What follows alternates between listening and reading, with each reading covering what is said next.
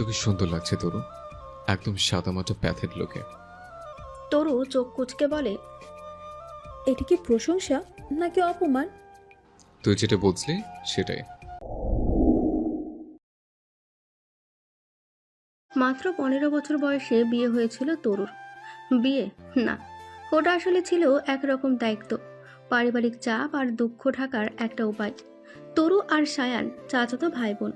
বয়সে তরুর থেকে সায়ান গুনে গুনে 8 বছরের বড়। ছোটবেলা থেকে একসাথে কাটলেও বয়স বাড়ার সাথে সাথে ওদের মধ্যে দূরত্ব তৈরি হয়েছিল।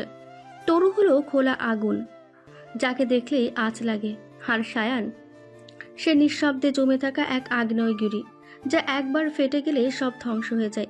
তাই দুজনের একটুও বনিবনা হতো না। তবুও তরুর বাবা মারা গেলে সমাজ আর সম্মান রক্ষার নামে তাকে সায়ানের সঙ্গে বিয়ে দিয়ে দেয় পরিবার। সায়ান রাজি হয়েছিল চুপ করে, কিছু না বলে। তবে বিয়ের 3 দিন পরই এক রাতে দেশ ছেড়ে চলে যায় সে। তরুকে কোনো ব্যথা দেয়নি, শুধু 4 বছর পর একটি কাগজ এসেছিল, তালাকনামা।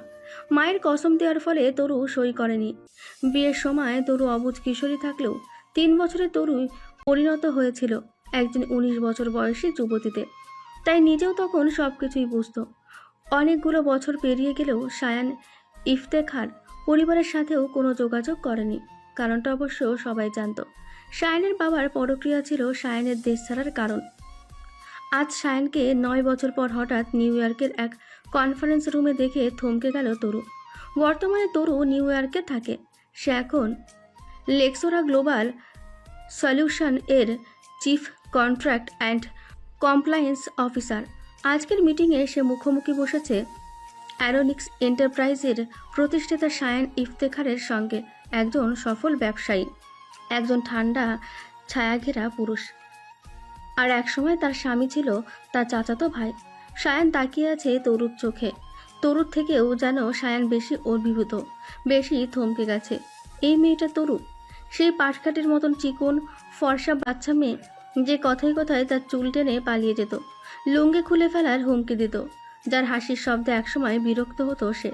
আর আজ ঠিক এই মুহূর্তে সেই তরু তার সামনে বসে আছে, গম্ভীর, মার্জিত, আত্মনির্ভর এক নারী হয়ে। ব্যাপারটা হজম করা যেন সায়ানের পক্ষে সম্ভব না। মনে হচ্ছে অতীত আর বর্তমান একসাথে চেপে বসেছে তার বুকের ওপর। তরু, অস্পষ্ট স্বরে বলল সায়ান। আমি তরুণীবা Islam, chief contact and compliance officer, ব্যালেন্ট হোল্ডিংস। মিটিং শুরু করতে পারি? তরু শান্ত গলায় বলে, অথচ ভিতরে তার বুকের স্পন্দন কেঁপে কেঁপে উঠছে। সায়ান কেবল মাথা নেড়ে সম্মতি দিল। মিটিংয়ে এর বাকি সদস্যরা বলল, অফকোর্স। তরু মিটিং শুরু করলো। সায়ান মাঝে মধ্যে তরুর দিকে গভীরভাবে তাকাচ্ছে, আবার চোখ সরিয়ে ফেলছে। তরুকে দেখে সায়ানের অস্থির লাগছে। বাড়ির সকলের কথা মনে পড়ছে। সায়ানের ভাবনা ফুরায় না। সচরাচর সায়ান সব মিটিংয়ে অংশগ্রহণ করে না, তবে আজকের ডিলটা গুরুত্বপূর্ণ ছিল। তার উপর মিস্টার ড্যানিয়েল হারগ্রোভ তাকে আসার জন্য খুব করে অনুরোধ করেছিলেন। সব কিছুই মিলিয়ে সায়ানের আজ এখানে আসা। ধন্যবাদ আপনাকে। আশা করি আমাদের দুই কোম্পানির পথ চলা সুগম হবে। তরু মিটিং শেষ করতে সকলে হাততালি দিয়ে উঠল। শুধুমাত্র সায়ান চুপচাপ বসে রইল। তরুর সাথে কিভাবে কথা বলবে এটা খুব ভাবাচ্ছে তাকে। নিউ ইয়র্কের রাত, অন্ধকারে শহর যেন অন্য এক রূপে ঢেকে গেছে। আলোর ঝলকানি আর গাড়ির আওয়াজ মাঝে মাঝে ভেসে আসছে দূর থেকে। তরুর অফিসের বড় কাচের দরজা ধীরে ধীরে পেছনে দিয়ে বেরিয়ে এলো। সায়ান এখনো অফিসে আছে, তরুণীমার বসের সাথে কথা বলছে। তরু এক পা করে হাঁটছে। ঠান্ডা হাওয়া তার গায়ের সঙ্গে খেলতে লাগলো।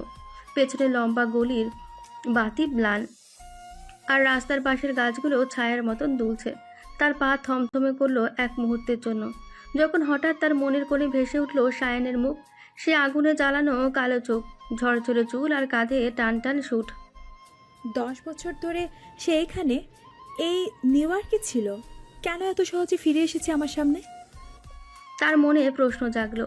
তার বুকে যেন একটা অদ্ভুত উত্তেজনা জমতে লাগলো। তরুর আত্মসম্মানবোধ প্রখর।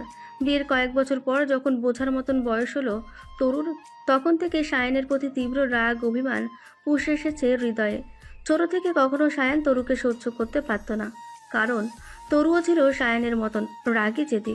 ফলশ্রুতিতে বয়সে অনেক ফারাক থাকা সত্ত্বেও তরু সায়ানকে প্রায় সময় নাকানি চুবানি খাওয়াতো। আর ঠিক সেই কারণেই দিন দিন দুজনের মধ্যে লড়াই বাড়তে থাকে। তরু এগিয়ে চলেছে নিজের অ্যাপার্টমেন্টের দিকে। অফিস থেকে অ্যাপার্টমেন্টে খুব বেশি দূরে নয়, তবুও অফিস থেকে গাড়ি দেওয়া হয়েছিল তাকে, কিন্তু তরু সেটি নিতে অস্বীকার জানিয়েছিল। হঠাৎ একটা গভীর ইঞ্জিনের গর্জন ভেসে এলো পেছন থেকে। তরু একটু কেঁপে উঠল।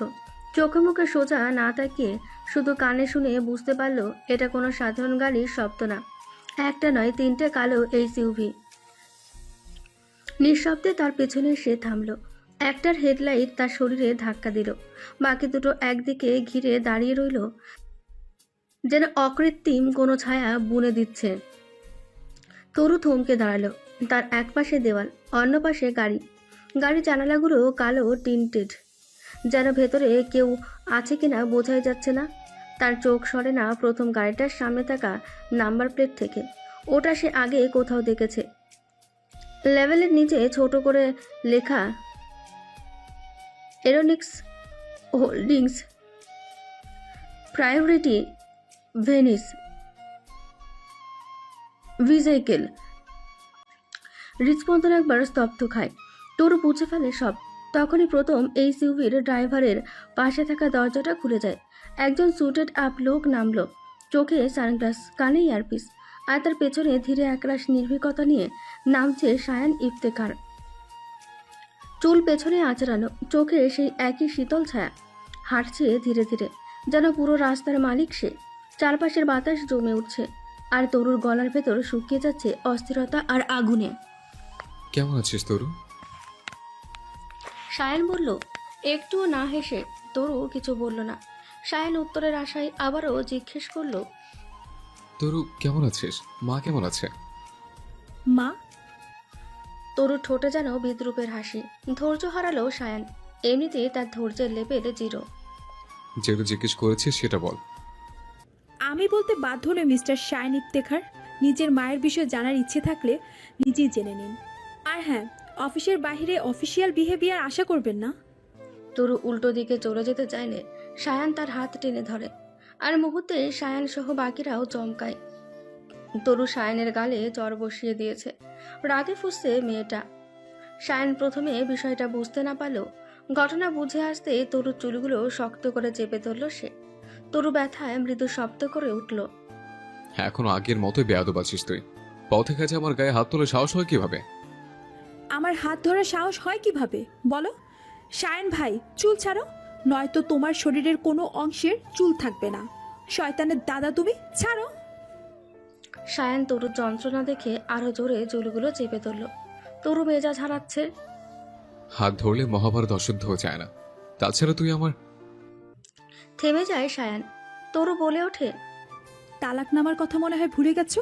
আমি ভুলিনি শায়ন ভাই। সায়ান সত্যিই সেসব ভুলে গিয়েছিল। সে তো তেমন কিছু করেনি, শুধু ভেবেছিল আনমনে এসব ভাবতে গিয়ে তরুর চুলগুলো আলগা হয়ে গেল, আর তাতে সুযোগ পেল মেয়েটা। কোনো দেরি না করে সায়ানের নাকে একটা ঘুষি বসিয়ে দিল সে। ঘুষি খাওয়ার পর সায়ান কপালে হাত রাখতেই গার্ডরা নড়ে চড়ে উঠল। একজন পেছন থেকে তরুর সামনে এগিয়ে আসছিল। Stay back. সায়ান রাগে গর্জে উঠল, আর তখনই তরু তার হিলের অ্যাকুরেসি কাজে লাগিয়ে গার্ডের পায়ে সজোরে আঘাত করে। এক লাফে রাস্তার কোণ ঘুরে দৌড়ে পালিয়ে গেল। কিছুক্ষণ সবাই স্তব্ধ। সায়ান ঠোঁট কামড়ে ভাবতে লাগলো, আজকের পর থেকে প্রতিদিন শাস্তি পেতে হবে তরুকে। মনে প্রাণে এই পণ করে গাড়িতে উঠে বসলো সায়ান। এতগুলো বছরের মধ্যে মায়ের সাথে মাত্র 2 বার কথা বলেছিল সে, তাও গোপনে। আজ আবারও কথা বলবে সায়ান। তরুকে দেখে পুরনো দিনগুলোর কথা বড্ড মনে পড়ছে তার। রাত 10:30। নিউ ইয়র্কের স্কাইলাইন যেন চোখে আগুন জ্বালিয়ে তাকিয়ে আছে। 3টে এসইউভি ধীরে ধীরে ঢুকে পড়ল ম্যানহাটনের এক প্লাজার ভেতরে। সাদা মার্বেলের মতন চকচকে ফ্লোর, স্বচ্ছ কাচের দেওয়াল আর নিরাপত্তা চেক পয়েন্ট পেরিয়ে গাড়িগুলো থামলো এক্সক্লুসিভ পেন্ট হাউস লিফটের সামনে। দরজা খুলে সায়ান নামলো। সাথে থাকা 2 জন সিকিউরিটি লোক চুপচাপ পেছনে দাঁড়িয়ে। সে হাতের এক ইশারায় বলল, ইউ মে লিভ নাও। গার্ডরা মাথা নেড়ে চলে গেল নিচে। সায়ান লিফটে উঠল।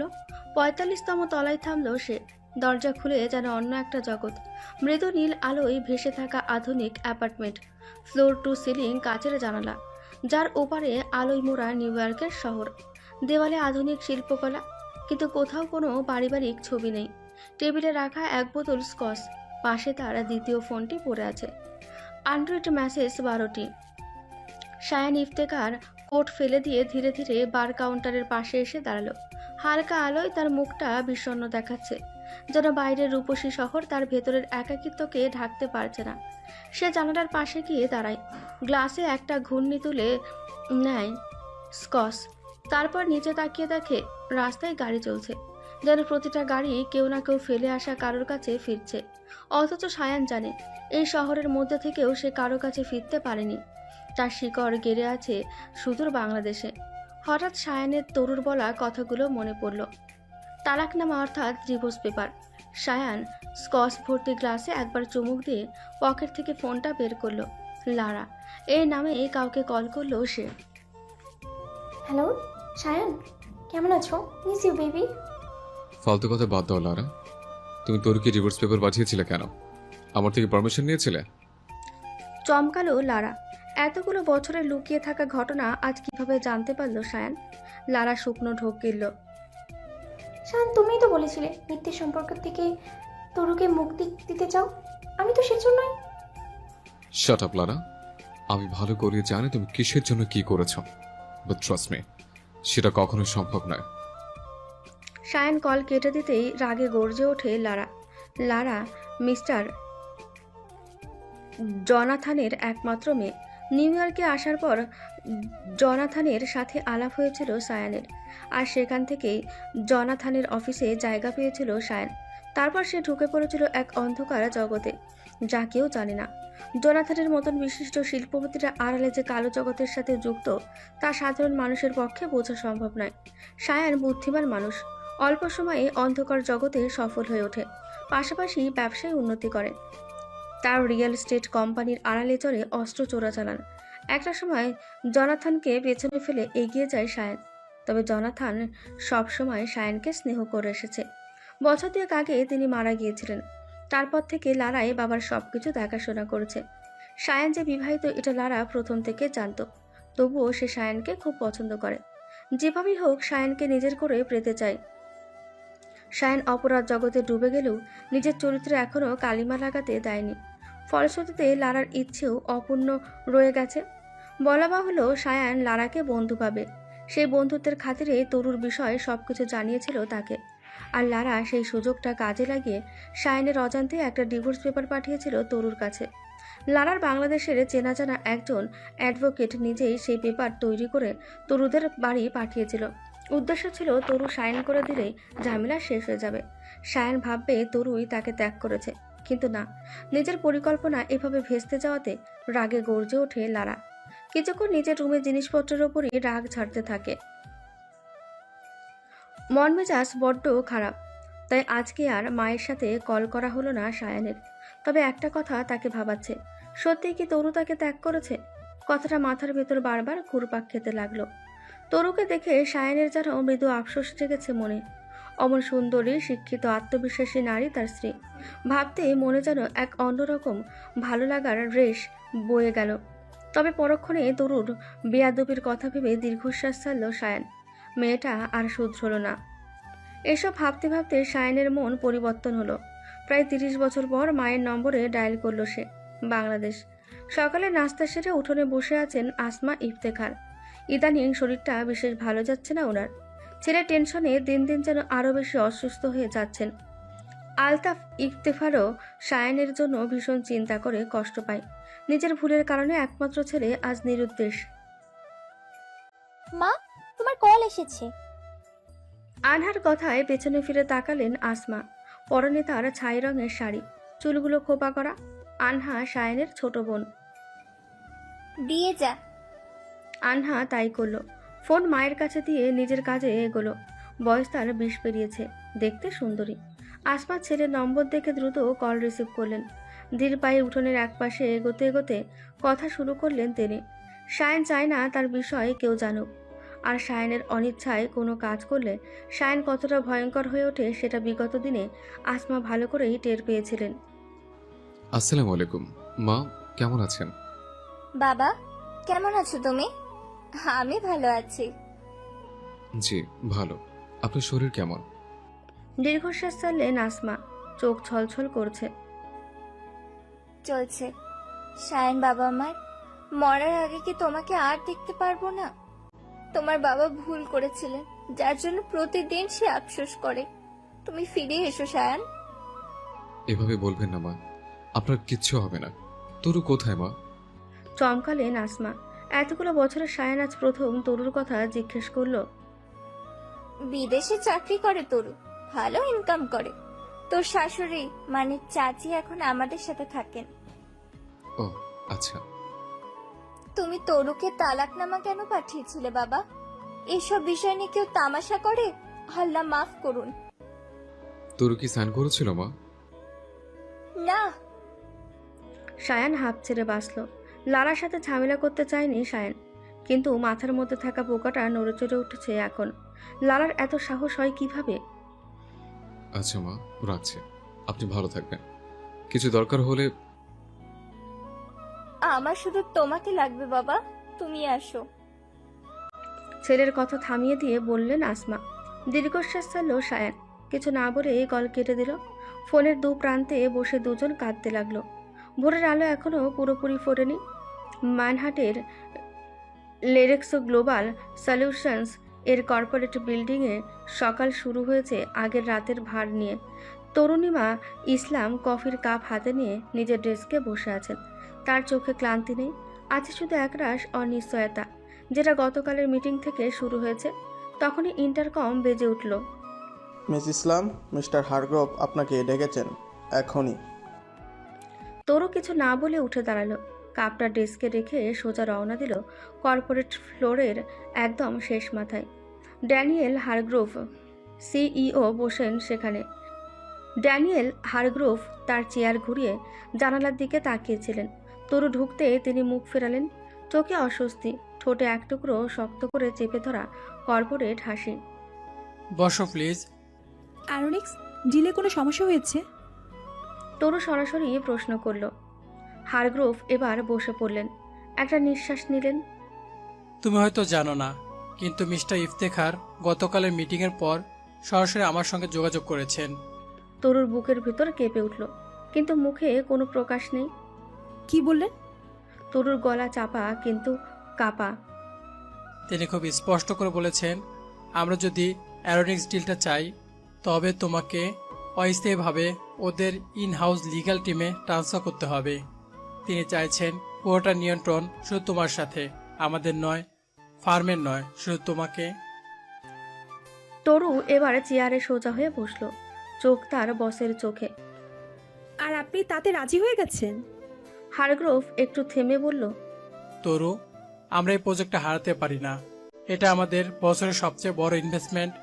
তুমি জানো কত কোটি ডলার এতে ঝুঁকে আছে? তাহলে আমি এই ডিলের দাম? তরুর ঠোঁট বাঁকা হলো। না প্লিজ, এটা সেরকম ভেবো না। তুমি গেলে আমরা এই চুক্তি বাঁচাতে পারবো। তুমি গেলে আমাদের সম্মানটুকু রক্ষা পাবে। তরু উঠে দাঁড়ালো ধীরে। তিনি আমাকে লিগ্যাল কাজে চাচ্ছেন না মিস্টার হারগ্রোভ, তিনি ক্ষমতার অপব্যবহার করছেন।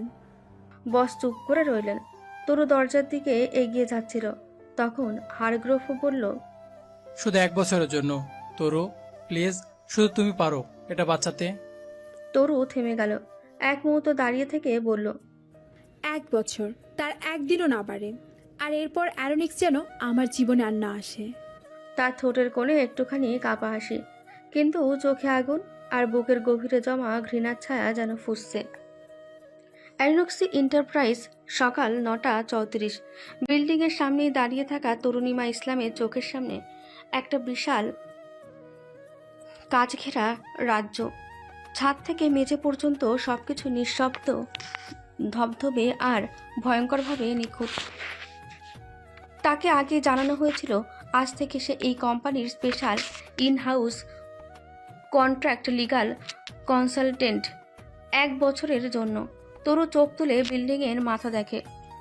মনে পড়ে এই ভবনের মালিক তাকে অবশ্যই শাস্তি দেওয়ার জন্য তাকে নিজের সীমানার মধ্যে নিয়ে এসেছে।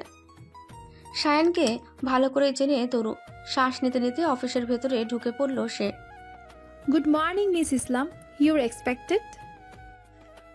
রিসেপশনিস্ট নার্ভাস এসে বলে। Mr. Iftikhar will receive you personally. তরু হালকা অবাক। কি, উনি নিজেই? He said it's non-negotiable. তরু বেশ বুঝতে পারছে এটা কেবল শুরু। ওকে। Mr. Iftikhar is waiting inside. You can go in. He instant. Thank you. তরুর চোখ মুখ শক্ত হয়ে আসছে। এতগুলো বছর দায়িত্বহীন হয়ে এখন কি করতে চাচ্ছে সায়ন? তরু আত্মমর্যাদা সম্পূর্ণ আত্মবিশ্বাসী নারী, সে কখনোই সায়নের জালে জড়িয়ে পড়বে না। মনে মনে এসব ভেবে তরু মুচকি হেসে সামনে এগিয়ে গেল। দরজা খুলে ভেতরে ঢুকতে তরু প্রথমে দেখে জানালার পাশে দাঁড়িয়ে থাকা সায়ান ইফতেখার। তার পেছন থেকে আলো এসে পড়েছে কাঁধে, চুল পেছনে আশ্রানো, হালকা ব্লু শার্ট, সাদা ঘড়ি, কোমরে গা ছোঁয়া হোলস্টার, এক হাতে কফির কাপ, অন্য হাতে ফোন। তবে সে ফোনে কথা বলছে না, সে তাকিয়ে আছে জানালার বাইরে। তরু চুপচাপ দাঁড়িয়ে, তার অভিব্যক্তি নিখুঁত পেশাদার, কিন্তু চোখ পুড়ে যাচ্ছে ভেতর থেকে। সায়ান ধীরে ঘুরে তাকালো, দুজনের চোখ আটকে যায়। তখন সে ঠান্ডা গলায় বলল, ওয়েলকাম ব্যাক মিসেস ইফতেকার। তরুর গলার রন্ধ্র শুকিয়ে যায়, that name doesn't extend anymore. তার কণ্ঠ কাঁপে না, কিন্তু চোখ কাঁপে। সায়ন একপাশে মুখ ঘোরায়, হালকা হাসে। কেউ ভোলে না অতীতে সে কি ছিল। আপনিও বলতে পারেন না মিসেস তরুণিমা। মিস তরুণিমা। আর আপনি হয়তো ভুলে গেছেন, এটা অফিস। মিস্টার শায়ন ইফতেখার, আপনার অ্যাপার্টমেন্ট কিংবা রাস্তা না। সায়ান মুচকি হাসলো, এক পা এগিয়ে এলো তরুর দিকে। দুজনের মাঝে বিশেষ দূরত্ব রইল না এখন। তরু একটুও পিছপা হয়নি, দৃঢ়ভাবে সায়ানের চোখে চোখ রেখে নিজের জায়গায় দাঁড়িয়ে আছে। আমি ভুলিনি মিস, আপনি ভুলে গেছেন। মিস্টার শাহ ইফতেখার নয়, স্যার বলে সম্বোধন করুন। তরু হালকা মাথা নেড়ে এক ধরনের আগ্রহহীন শ্রদ্ধা দেখিয়ে বলে, ঠিক আছে স্যার, আশা করি এরপর থেকে আপনিও কর্মস্থলকে কর্মস্থলের মতোই মেনে চলবেন। ওকে, আপনার জন্য শুভকামনা রইল মিস তরুণিমা। সায়ান ধীর পায়ে নিজের ডেস্কের দিকে এগিয়ে গেল। ধাতব ছোঁয়ার মতন শব্দে একবার একটা বোতামে চাপ দিল সে। তরু কিছু বলার আগেই দরজা খুলে গেল। মিস্টার মাইক প্রবেশ করলেন নিখুঁত সময়জ্ঞান নিয়ে। স্যার, মিস তরুণিমাকে ওনার জায়গা দেখিয়ে দিন মাইক। মাইক বয়স তার আনুমানিক 40 বছর। সায়নের কথায় আনুগত্য প্রকাশ করে বলল সে। Okay sir. তরুণীমা চুপচাপ দাঁড়িয়ে আছে। মাইক তাকে উদ্দেশ্য করে বলল, চলুন মিস তরুণিমা। ইয়া। তরুর মাইকের সাথে রুম থেকে বেরোনোর জন্য পা বাড়ালো। সায়নের নজর এখনো তরুর দিকেই, চোখে চোখে যেন বলল, তুমি আমার দুনিয়ায় ঢুকলে, কিন্তু তোমার ইচ্ছায় নয়, আমার ছকে। তরুও কেবিন থেকে বেরিয়ে যাওয়ার একবার সায়নের দিকে তাকালো। চোখে কিছু একটা ছিল, যেন সায়নের কথার জবাবে সে বলল, সেটা সময় বলে দিবে। বাংলাদেশ, গাজীপুর ইফতেখার বাড়ি। সন্ধ্যা থেকে আনহার মন খারাপ, কারণ তার বিয়ের আলাপ চলছে, কিন্তু আনহা এই মুহূর্তে বিয়ে করতে চাচ্ছে না। বিশেষ কোনো কারণ নেই, শুধুমাত্র ভাইয়ের অনুপস্থিতিতে বিয়ে করবে না বলে জেদ ধরেছে সে। আসমা ইফতেখার মেয়েকে কিছু বলেনি, কী বা বলবেন? একমাত্র ভাইকে রেখে বিয়ে করে নেওয়া কি কোনো বোনের ভালো লাগে? কিন্তু এখানে কিছু করারও নেই। শায়ন আদৌ কখনো ফিরবে কিনা সে বিষয়ে কেউ জানে না। তবে রাহেলা ইফতেখার আনহাকে বোঝানোর সিদ্ধান্ত নিয়েছেন। তরুণ মা রাহেলা, ছোট ছেলেকে নিয়ে এখন আন্নাদের সাথেই থাকেন তিনি। ছোট ছেলে মুয়াজের বয়স এখন 19, সবে অনার্সে ভর্তি হয়েছে। যদিও তাদের সব খরচ তরুই বহন করে, তবে শায়নের বাবা প্রায় এসব নিয়ে রাহেলার সাথে কথা বলেন। শায়নের বাবা থাকতে তরুর দায়িত্ব পালন করা নিয়ে তাদের আপত্তি থাকলেও তরুর জেদের কাছে সকলকে হার মানতে হয়। আনহামা, ঘরের বাতি নিভিয়ে শুয়েছিল আনহা। মেজো চাচির কণ্ঠস্বর শুনে শোয়া থেকে উঠে বসলো সে। দাঁড়ান চাচি, বাতি জ্বালাচ্ছি। আহনা খুব দ্রুত বাতি জ্বালালো।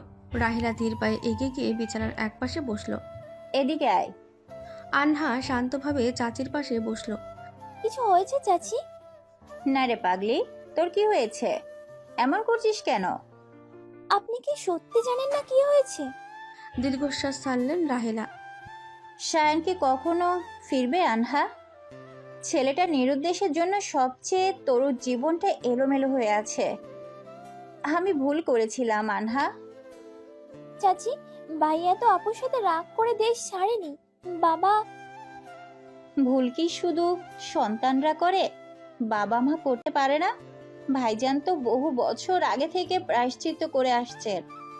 শায়নের কি উচিত ছিল না সবকিছু ভুলে নিজের ঘরে ফেরা? বাবা অন্যায় করেছিল।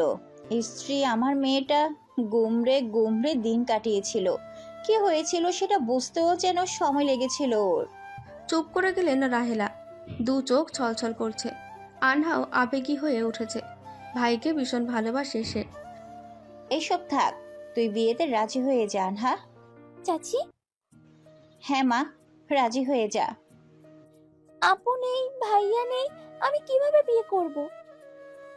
তোর আপুকে বললে চলে আসবে। ম্লান হাসলো আনহা। ঠিক আছে।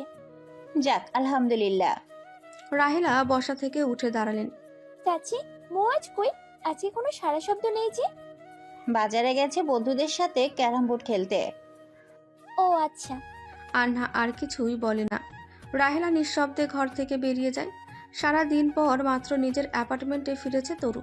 নতুন অফিস, নতুন লোকজন, সবকিছুর সঙ্গে মানিয়ে নিতে বেগ পেতে হয়েছিল বটে।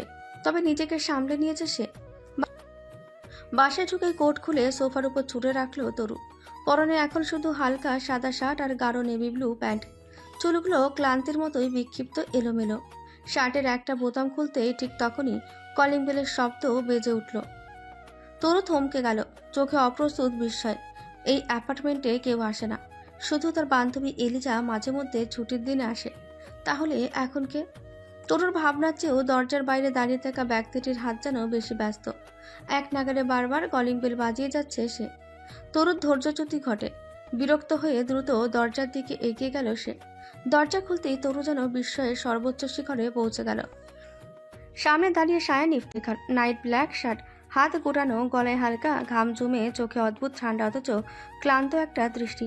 চুলগুলো পেছনে আশ্রয় থাকলেও কিছুটা এলোমেলো হয়ে আছে, যেন সারা দিনের ব্যস্ততা তাকে ছাড়েনি।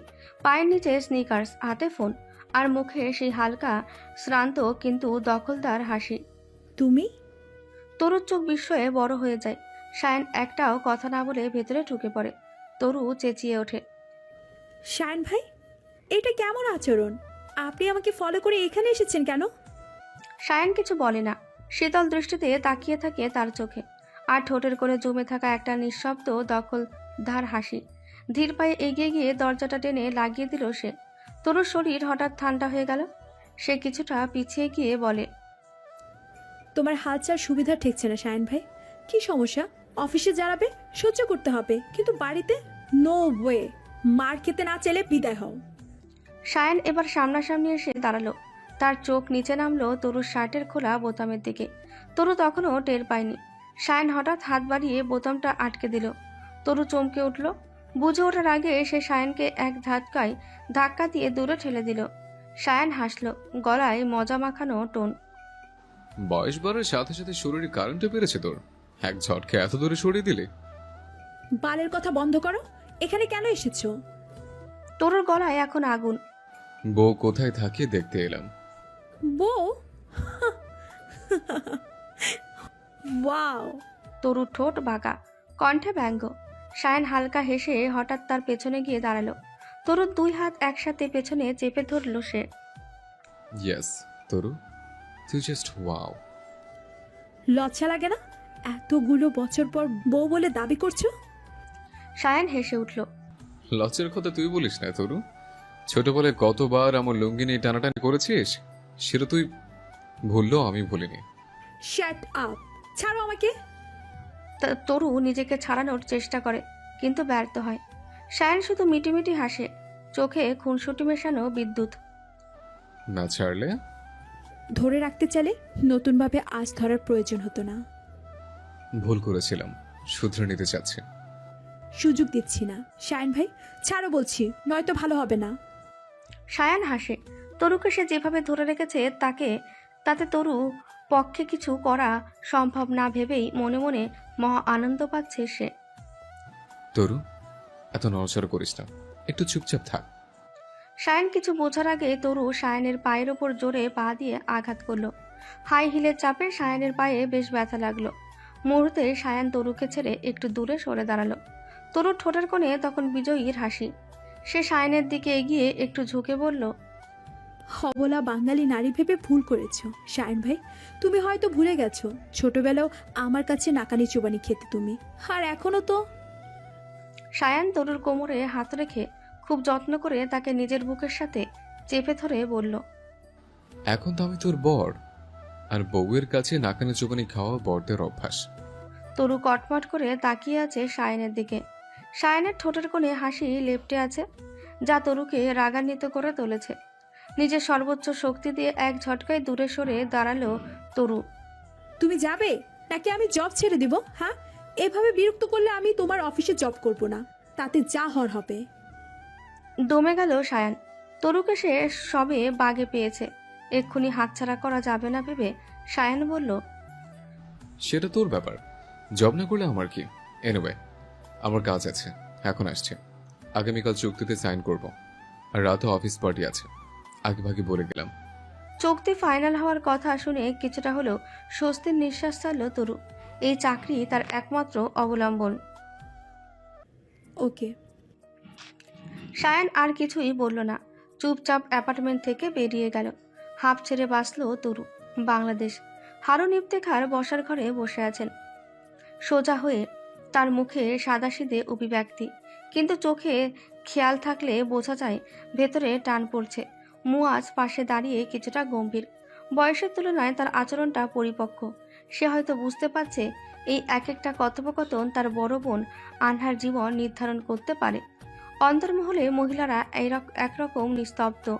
হাসির আওয়াজ নেই, কেউ কথাও বলছে না। সবাই কান পেতে আছে সামনে কি বলা হয় সেটা শোনার জন্য। কলিমুদ্দিন শাহ এবার স্পষ্ট গলায় বললেন, মেয়ে যখন পছন্দ হয়েছে তখন আর দেরি করে কী লাভ? যত তাড়াতাড়ি সম্ভব তারিখ ঠিক করতে যাচ্ছি। আপনার কি মতামত হারুন সাহেব?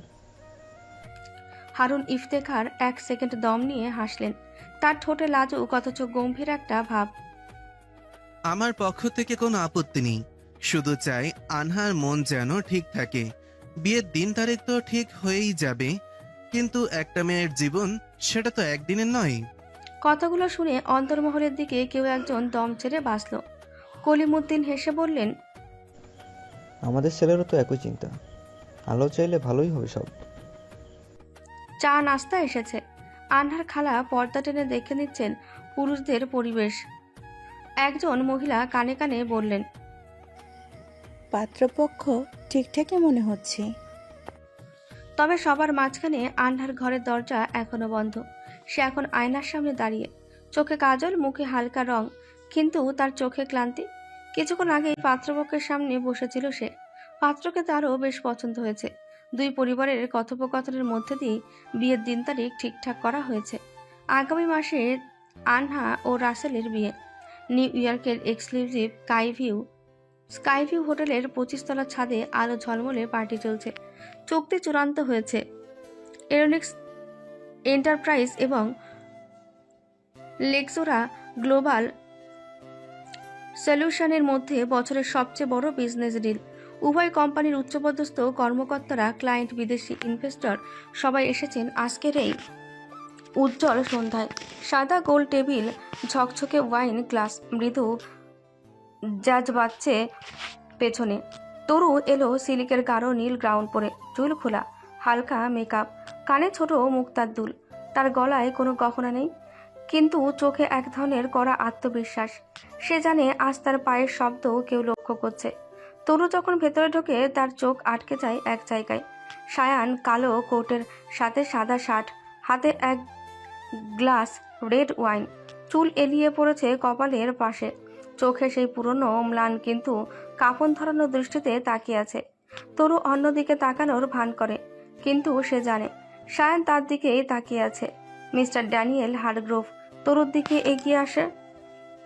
Miss Islam, tonight we celebrate success, but between us সে একটু নিচু হয়ে বলে, you are the deal maker, we owe is to you.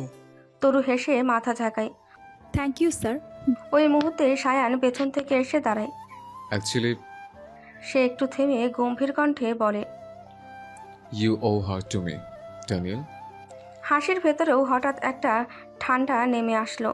Daniel ভেতরে ভেতরে থমকে যায় আর তরুর হাত কেঁপে ওঠে। আই মিন সায়ান গ্লাস তুলতে তুলতে বলে, her brilliance only shines brightest when I'm around, right? Taru এবার দাঁত চেপে হাসে। Brilliance doesn't need shadows, Mr. Iftekhar. It creates its own light. শাইনের ঠোঁটে লেগে থাকে সেই বিখ্যাত তাচ্ছিলের হাসি। পার্টির আলো ঝলমল করছে, জ্যাজ মিউজিকের সুরে সবাই মিশে গেছে মুগ্ধ পরিবেশে। ড্যানিয়েল বেশ ভালো করেই বুঝতে পারছেন তরু ও শায়নের মাঝে কিছু একটা আছে, তবে অফিসিয়াল কাজে সেসবের প্রভাব পড়তে দেওয়া যাবে না। ড্যানিয়েল লোকজনকে সামলে নরম স্বরে বলল, mister Iftekhar, let's go and enjoy the evening. Shayan মুচকি হাসল, তার চোখে একটু খুনসুটি ঝলকাচ্ছে। মাথা নেড়ে এগোলো।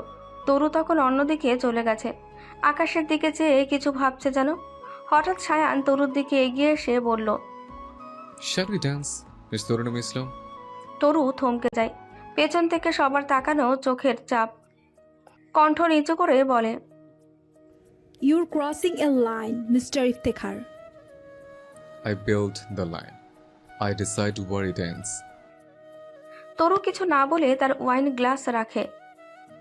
সামনে গিয়ে শায়নের চোখে তাকিয়ে বলে, Okay, one dance. Temporary, temporary, and temporary. Like you. Shayan বিজয়ীর মতন হাসলো একবার। তরু নিজেকে একদম স্বাভাবিক রেখে শায়নের দিকে এগোলো। শায়নের হাত বাড়ানোতে তরু সরলভাবে হাসি দিয়ে সম্মতি জানালো। চারপাশে সবার দৃষ্টি তাদের দিকেই। তারা ড্যান্স ফ্লোরে নামলো। তারা পথের আলো তাদের গায়ে নরম ছায়া ফেলছে। নাচের সুরে তাদের ধীরে ধীরে মিলছে পদক্ষেপ। তরুর দৃষ্টি শায়নের চোখে আটকে থাকে। এ যেন সময় থেমে গেছে। তবু মাঝে মাঝে সেই 9 বছরের দূরত্বের বিষাদের সুর বাজছে। নাচের আলো ঝলমল করছে। শায়নের কাঁধে হাত রেখে তরু ধীরে ফিসফিস করলো, আপনি যাই করেন না কেন, আমি কখনো আপনাকে গ্রহণ করব না। শায়ন তরুর কোমরে হাত রাখে, নরম নয়, জোরে মালিকানার মতন। তরু কেঁপে ওঠে এক মুহূর্তে। শরীরটা যেন একটা বিদ্যুৎ দৌড়াচ্ছে। সে নিজেকে সামলাতে চাইল, কিন্তু তার শ্বাসের ছন্দ একটু কেঁপে যাচ্ছে। শায়ন তার কান ঘেঁষে ফিসফিস করে বলে, আপনি করবেন মিস তরুণীমা, এবং সেটা খুব শীঘ্রই। তরু চোখের পাতা বন্ধ করে 1 সেকেন্ড, তারপর গলার স্বর শক্ত করে বলল, পুরুষ আর কাপুরুষের মধ্যে পার্থক্য কি জানেন? পুরুষ কখনো তার দায়িত্ব ফেলে পালায় না, আর কাপুরুষ। শায়ন হালকা হাসে, কোমরে হাতের চাপ আরেকটু বাড়ায়, এতটা বাড়ায় যে তরুর শরীর মুচড়ে যাচ্ছে। আমার পুরুষত্বের প্রমাণ দেওয়ার জন্যই বউয়ের প্রতি আমার কোনো দায়িত্ব অবহেলা করবো না, প্রমিস। আমি আপনাকে ঘৃণা করি, মিস্টার শায়ান ইফতেখার। ঘৃণা যখন এইভাবে কাঁপিয়ে তোলে, আমি সেটাকেও ভালোবাসা ভাবতে পারি।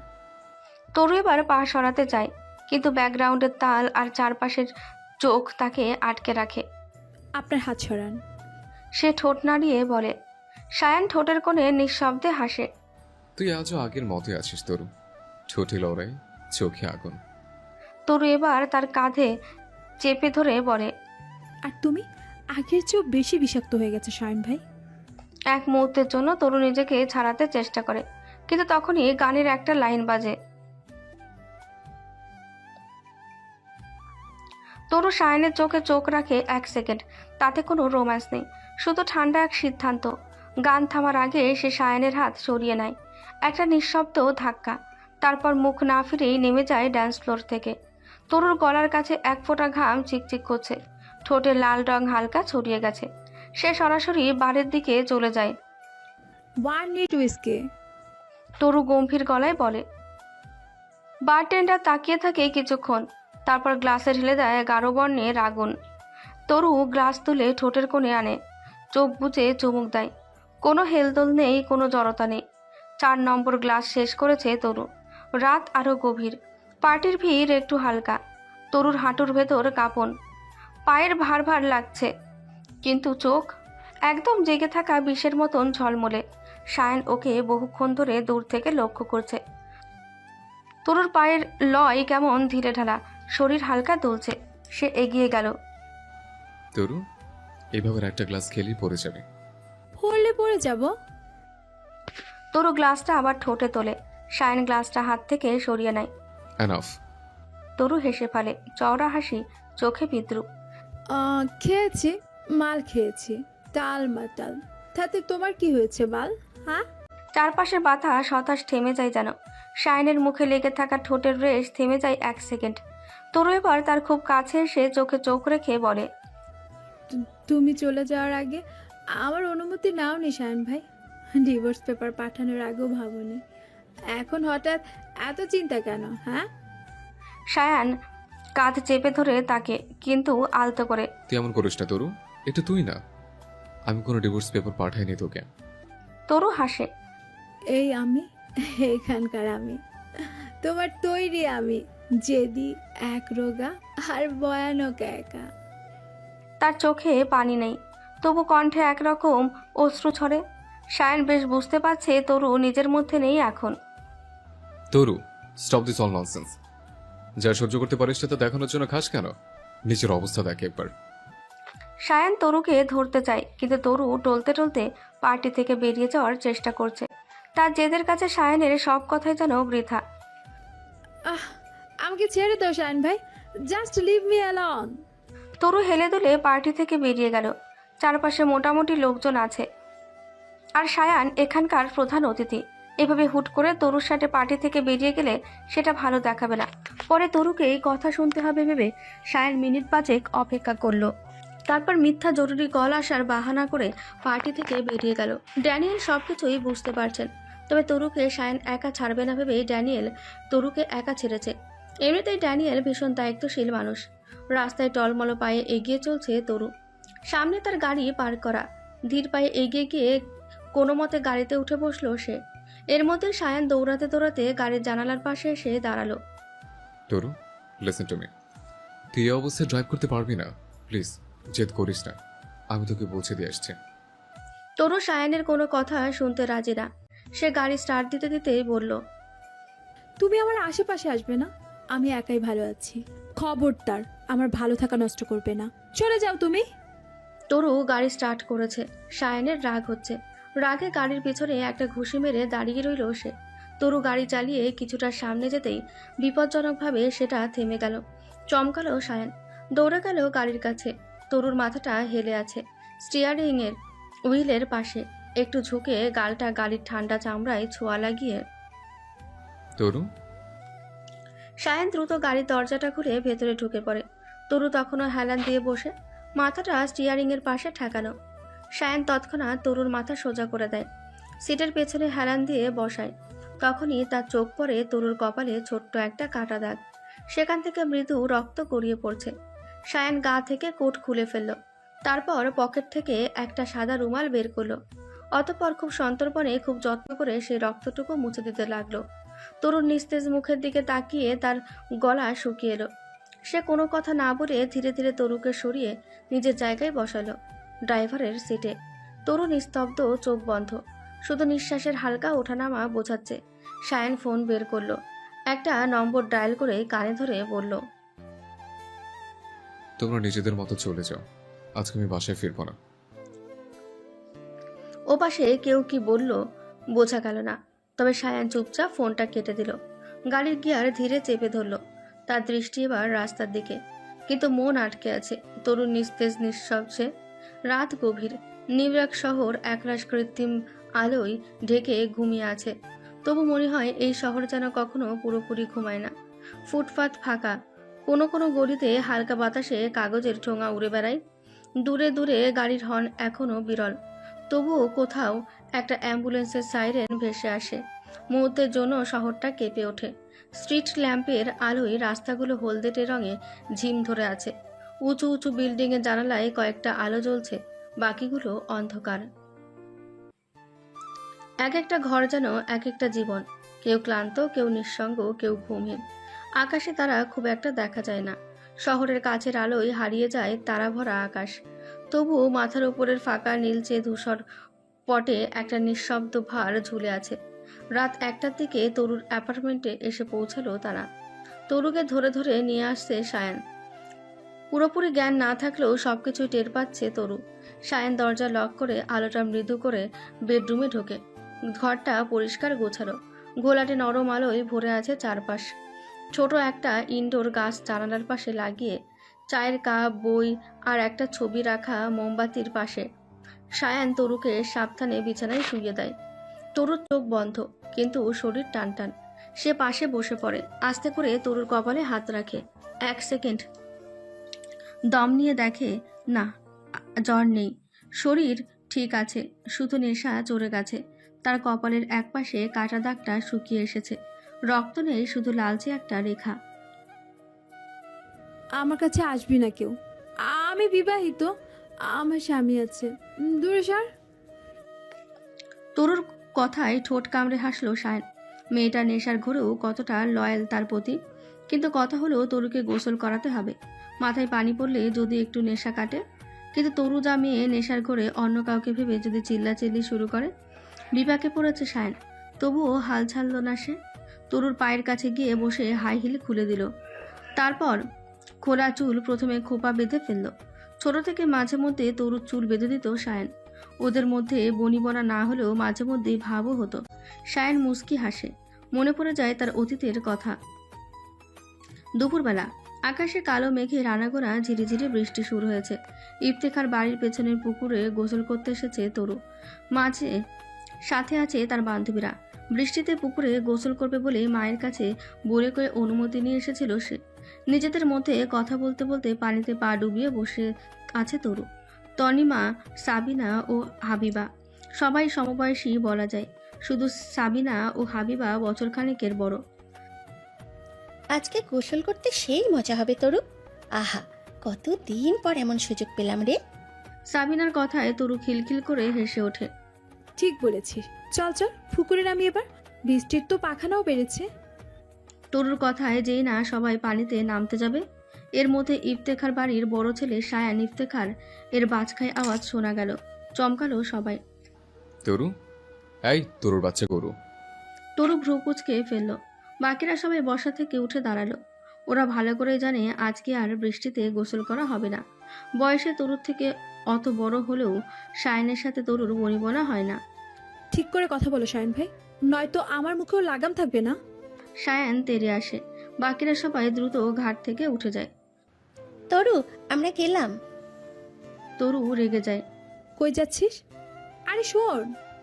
ওরা কেউ আর থামে না। তরু সায়নের দিকে অগ্নিদৃষ্টি নিক্ষেপ করে। মেয়ে মানুষ গোসল করবে, সেখানে তোমার কি কাজ ছিল? তুমি কেন এলে? বৃষ্টির মাঝে গোসল করতে হবে কেন তোর? তাতে তোমার বাপ দাদার কি? তরুর কথাই রেগে যায় সায়ন। কোনো কথা না বলে ঘাটে নেমে তরুকে পানিতে ঢেলে ফেলে দেয়। মেয়েটা চমকায়নি। সায়ন বরাবরই তার সাথে এমন করে, যারা তরু তার দু চোখের বিষ। তরুকে পানিতে ফেলে হেসে হেসে বলে সায়ন,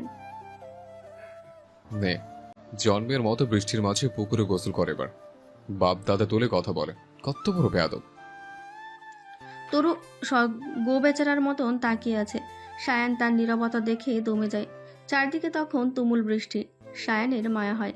সে হাত বাড়িয়ে তরুকে বলে, পানি থেকে উঠে আয়, চাচি আমাকে দেখতে পাঠিয়েছিলেন তুই যদি বেশিক্ষণ পানিতে না থাকিস সেজন্য।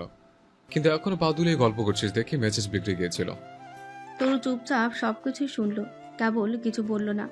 সায়নের হাতখানা ধরে মারল এক হাঁচকা টান। অমনি সায়নও পুকুরের পানিতে ধপাস করে পড়ল। খুশিতে কিলকিল করে হেসে উঠল মেয়েটা। সায়ন কিছু বলেনি আর, কারণ যেভাবেই হোক সায়নের জন্য সেদিন বান্ধবীদের সাথে বৃষ্টিতে গোসল করতে পারেনি। তাই সায়ান তরুকে নিয়ে সোজা বাড়ি চলে গিয়েছিল। মা মিস ইউ। আচমকা তরুর কথায় ভাবনার ছেদ ঘটল সায়ানের। দেশে যাবি? তরু কিছু বলে না। সায়ান নিজের কথায় বিরক্ত হলো। মাতাল অবস্থায় তরু কি কথা বলার অপেক্ষায় আছে? দীর্ঘশ্বাস ছাড়ল সে। তরুকে অপছন্দের কোনো কারণ আগেও ছিল না। যদি বনিবনা না হতো তবুও চুপচাপ বিয়েটা করে নিয়েছিল সায়ন।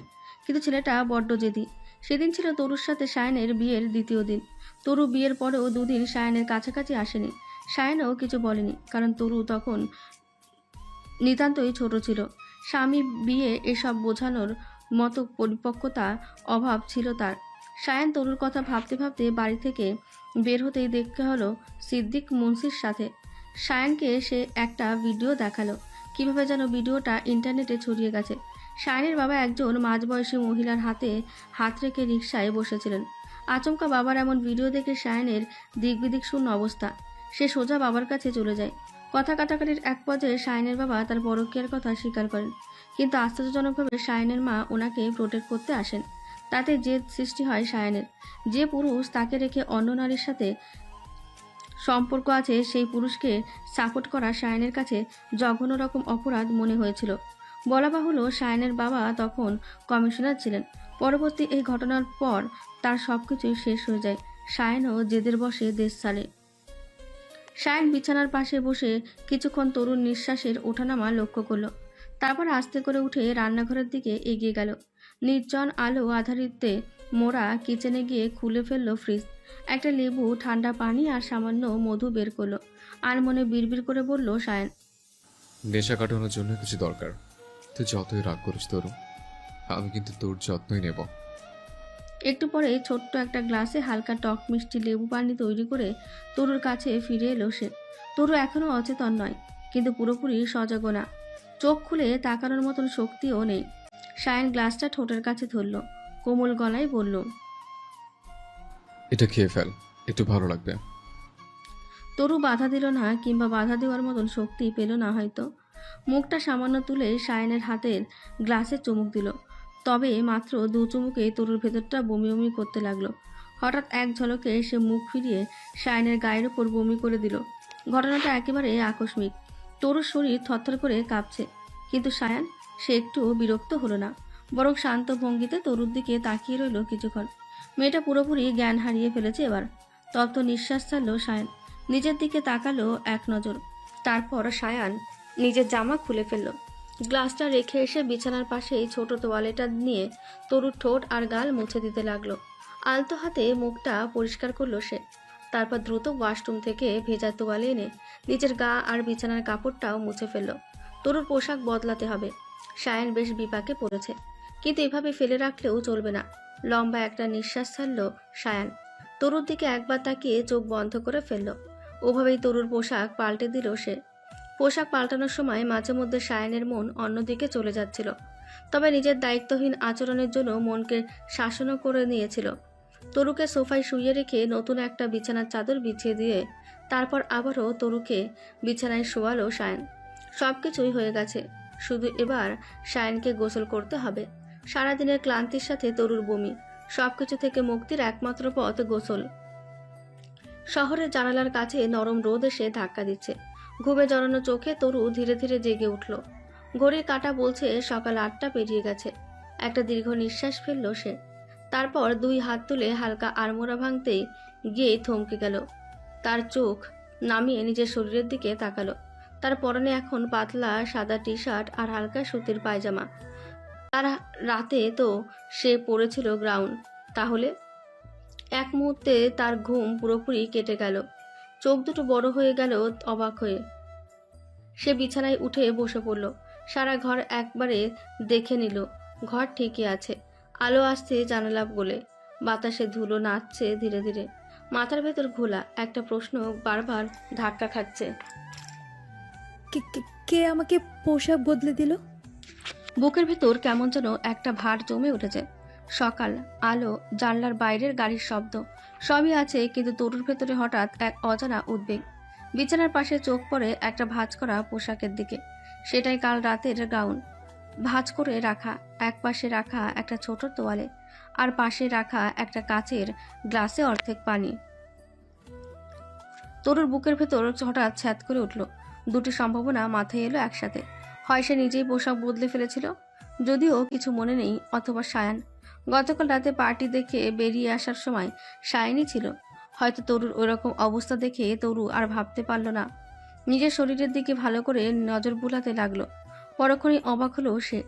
যে পুরুষ তাকে ছাড়া এতগুলো বছর কাটাতে পেরেছে, সে নিশ্চয়ই এক রাতের জন্য তার কাছাকাছি আসবে না। গুড মর্নিং তরু। আচমকা সায়ানের কণ্ঠস্বর শুনে চমকালো তরু। চোখ তুলে সামনে তাকালো। সায়ান কফি হাতে দাঁড়িয়ে আছে। পরনে তার কেবল প্যান্ট। শায়নকে এভাবে দেখে ইতস্ততভাবে অন্যদিকে তাকালো তরু। তুমি এখানে কেন? আর তুমি কি করছো? কে বলেছিল আমাকে জামা কাপড় চেঞ্জ করিয়ে দিতে? তরু বিছানা থেকে উঠে শায়নের মুখোমুখি দাঁড়ালো। বেশ রেগেমেগে কথাগুলো বলল। শায়ন কোনো প্রতিক্রিয়া দেখালো না, চুপচাপ ডাইনিং রুমের দিকে এগোলো। তরু চমকালো আবার, লোকটা কোনো জবাব দিল না কেন? তরুর মেজাজ বিগড়ে গেল আরো। কথা বলছো না কেন? কে দিয়েছে অধিকার? আমাকে স্পর্শ কেন করেছিলে তুমি? শায়ন ডাইনিং রুমে ঢুকে ডাইনিং টেবিলের পাশে দাঁড়িয়ে তরুর জন্য একটা চেয়ার টেনে দিয়ে বলল, বস, নাস্তা করবি। তরু না চাইতেও ডাইনিং টেবিলের ওপর নজর পড়ল তার। বাহারি রকমের সকালে নাস্তা তৈরি করেছে শায়ন। তরু কিঞ্চিত অবাক হলেও তা প্রকাশ করে না। এসব ন্যাকামি করে লাভ নেই শায়ন ভাই। যেই পুরুষ তার বাবার পাপের শাস্তি স্ত্রীকে দেয়, সেই পুরুষের সাথে আমার কখনো কিচ্ছু হওয়ার নয়। ঠিক আছে, আয় এদিকে আয়, তারপর দেখা যাবে কি হবে না হবে। শায়নের কথায় গাম্ভীর্যের ছাপ স্পষ্ট। হঠাৎ এমন গম্ভীরতার কারণ বুঝতে পারল না তরু। খাবারের দিকে তাকিয়ে নিজেকে ঠিক সামলাতে পারল না সে। তাছাড়া সবকিছুই তার নিজের টাকায় কেনা জিনিস। শায়ন শুধু রান্না করেছে। তরুকে বসতে দেখে শায়ন সব খাবারগুলো এক এক করে এগিয়ে দিল। তরু ফের বলল, এভাবে খালি গায়ে ঘুরছো কেন? সিরিয়াস করতে চাচ্ছ? লাভ নেই। বিয়ের পর থেকে সঙ্গীত ছাড়া থাকতে শিখেছি। চুপ করবি নাকি চুপ করার জন্য টাকা দিতে হবে? তুমি চুপ করো, এক্ষুনি এখান থেকে চলে যাও, নইলে খারাপ কিছু ঘটিয়ে ফেলবো আমি। শায়ন তরুর দিকে খাবারের প্লেট, জুস, ডিম সহ অন্যান্য খাবার এগিয়ে দিল। গতকাল রাতে আমি তোকে বলছি না দিলে অ্যাক্সিডেন্ট করে পটল তুলতিস। আর সিরিয়াস, গায়ে বমি করেছিস তুই। ময়লা জুতো পোশাক পরে কেউ থাকতে পারে বল? সেজন্য ওগুলো ধুয়ে দিয়েছে। আমি কিছু দেখিনি, চোখ বন্ধ ছিল। তরু কিছুটা বিব্রত হলো। শায়ন খাবার খেতে শুরু করেছে। যাই হোক, আজকের পর থেকে বসের বাইরে আমার সাথে অন্য কোনো সম্পর্ক থাকবে না আপনার। শায়ন চুপচাপ খেতে লাগলো। তরু সবগুলো বলা কথা শুনলো কেবল। শায়নের ভীষণ অপরাধী লাগছে নিজেকে। সারা রাত ঘুম হয়নি তার। তরুকে নিয়ে অনেক ভেবেছে, নিজের করা প্রতিটি ভুল উপলব্ধি করেছে। তরুকে জোর করে নয়, নিজের কাজের দ্বারা প্রভাবিত করবে শায়ন, এটাই ভেবেছে সে। চুপ কর, বকবক করছিস শুধু। তোর সাথে হাডুডু খেলতে আসি না আমি। আমার পোশাক শুকিয়ে গেলেই চলে যাচ্ছে। শায়নের ধমকে নড়ে চড়ে উঠল তরু। কোনো কথাই বলল না। ইচ্ছে করছে না, খারাপ লাগছে ভীষণ। বাংলাদেশ, সন্ধেবেলা। বসার ঘরে বসে আছেন সবাই, ছোট থেকে বড় প্রত্যেকে আন্নার বিয়ে নিয়ে আলোচনা করছে। এক ফাঁকে শায়নের মা ঘর থেকে বেরিয়ে শায়নকে কল করলো।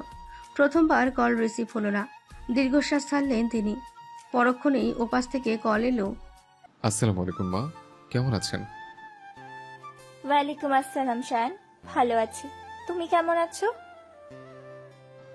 আগের মতো। কিছু বলবেন? হঠাৎ কল? তোমার বোনের বিয়ে, তুমি আসবে না?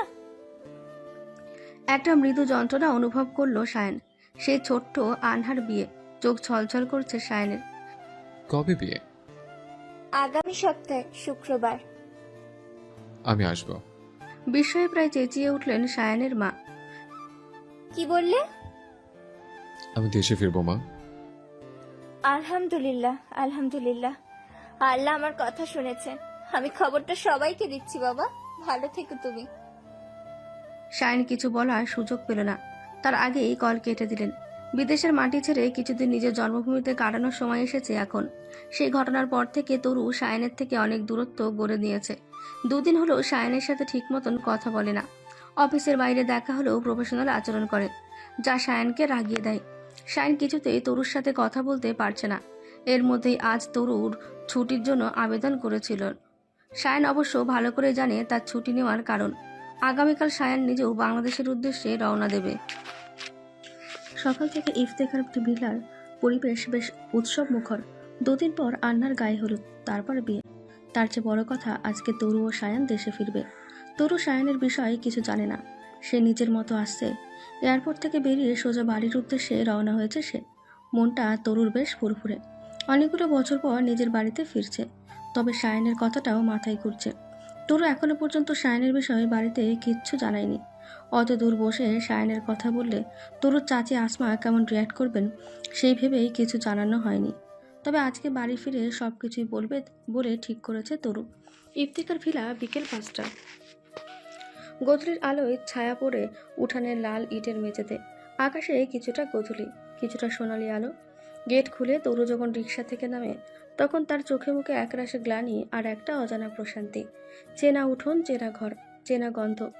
কতগুলো বছর পর নিজের বাড়িতে ফিরল তরু। তরু ব্যাগ হাতে ঘরে ঢোকে। হারুন ইফতেখার বারান্দায় বসেছিলেন। হঠাৎ তাকে দেখে চোখ বড় বড় করে তাকালেন। তরু, হারুন তরুর দিকে এগিয়ে গেলেন। তরু মুচকি হেসে সালাম দিল। আসসালামু আলাইকুম চাচা, কেমন আছেন? আলহামদুলিল্লাহ মা। ছেলেমেয়েরা বাড়ি ফিরলে মা বাবারা এমনি ভালো থাকে। তরুর আসার খবর অন্তর্মহলে পৌঁছে গেল।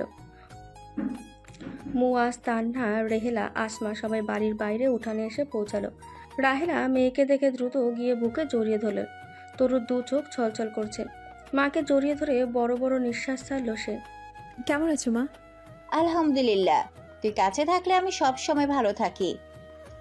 তুই ভালো আছিস তো? আলহামদুলিল্লাহ। মায়ের থেকে বোনকে সরিয়ে নিজে জড়িয়ে ধরে ফুপিয়ে কেঁদে উঠল মুয়াজ। ছেলেটা বড্ড তরু পাগল। হে পাগল, এভাবে কেউ কাঁদে? লক্ষ্মী ভাই আমার। তরু মুয়াজের মাথায় হাত বুলিয়ে দিয়ে বলে। মুয়াজ বলল, এভাবে না কাঁদলে কিভাবে কাঁদে আপুই? তুমি খুব পচা। তরু হেসে উঠল। ইশারায় আনহাকেও কাছে ডাকলো। ভাই বোনদের কথাবার্তা শেষে আসমা, ইফতেখার তরুর কাছে এগিয়ে এলেন। তরু মা, কেমন আছে চাচি? তরুর মুখে চাচি ডাক শুনে আহত হলেন আসমা। দীর্ঘশ্বাস ছাড়লেন। সায়ান ফিরলে হয়তো তরুর মন গলবে, সেই ভেবে কিছুটা হলেও স্বস্তির নিঃশ্বাস ফেললেন আসমা। ভালো আছি, চলো ভেতরে চলো, অনেক জার্নি করে এসেছো। সবাই তরুকে নিয়ে বাড়ির ভেতরে চলে গেল। তরু ফ্রেশ হওয়ার পরপরই মুয়াজ ও আনহা গিয়ে তার সাথে গল্প জুড়ে বসলো। নিউ ইয়র্কের গল্প, অফিসের গল্প, আরও নানান কথা। রাত 9টার দিকে আচমকা সবাই চমকে উঠল। বাড়ির গেটের সামনে শব্দ। একটার পর একটা গাড়ি এসে দাঁড়ালো। 3টে গাড়ি। মুয়াজ তখন উঠানে বসে। আনহা আর তরু গল্প করছিল। হঠাৎ সবার কানে ভেসে আসে, সায়ন ভাইয়া এসেছে। ওরে, সায়ন ভাইয়া এসেছে। তরু চমকে তাকায় আনহার দিকে। আনহা মিটিমিটি হাসছে। এক মুহূর্তে যেন বাড়িটা প্রাণ ফিরে পায়। আনহা ছুটে যায় উঠোনের দিকে। আসমা দৌড়ে গিয়ে বারান্দায় দাঁড়ান। হারুন সাহেব শোয়া থেকে দ্রুত উঠে দাঁড়ান। বহুদিন পর ছেলেকে জড়িয়ে ধরবেন। সায়ান গেট দিয়ে বাড়ির ভেতরে ঢুকলো। কাঁধে হালকা ব্যাগ, চোখে চশমা, শার্টের হাতা গোজা, একটা গভীর অথচ আভিজাত্য ভরা চেহারা। বাড়ির লোকজনের মুখে তখন একরাশ উজ্জ্বল আনন্দ। রাহিলা বলেন, যেন এতদিন পর বাড়ির আলোয় ভরে উঠল। তরু নীরবে দাঁড়িয়ে, চোখে বিস্ময়। যে ছেলেটা এতদিন পরিবারের কাছ থেকে পালিয়ে বেরিয়েছিল, আজ সে কিভাবে ফিরে এলো?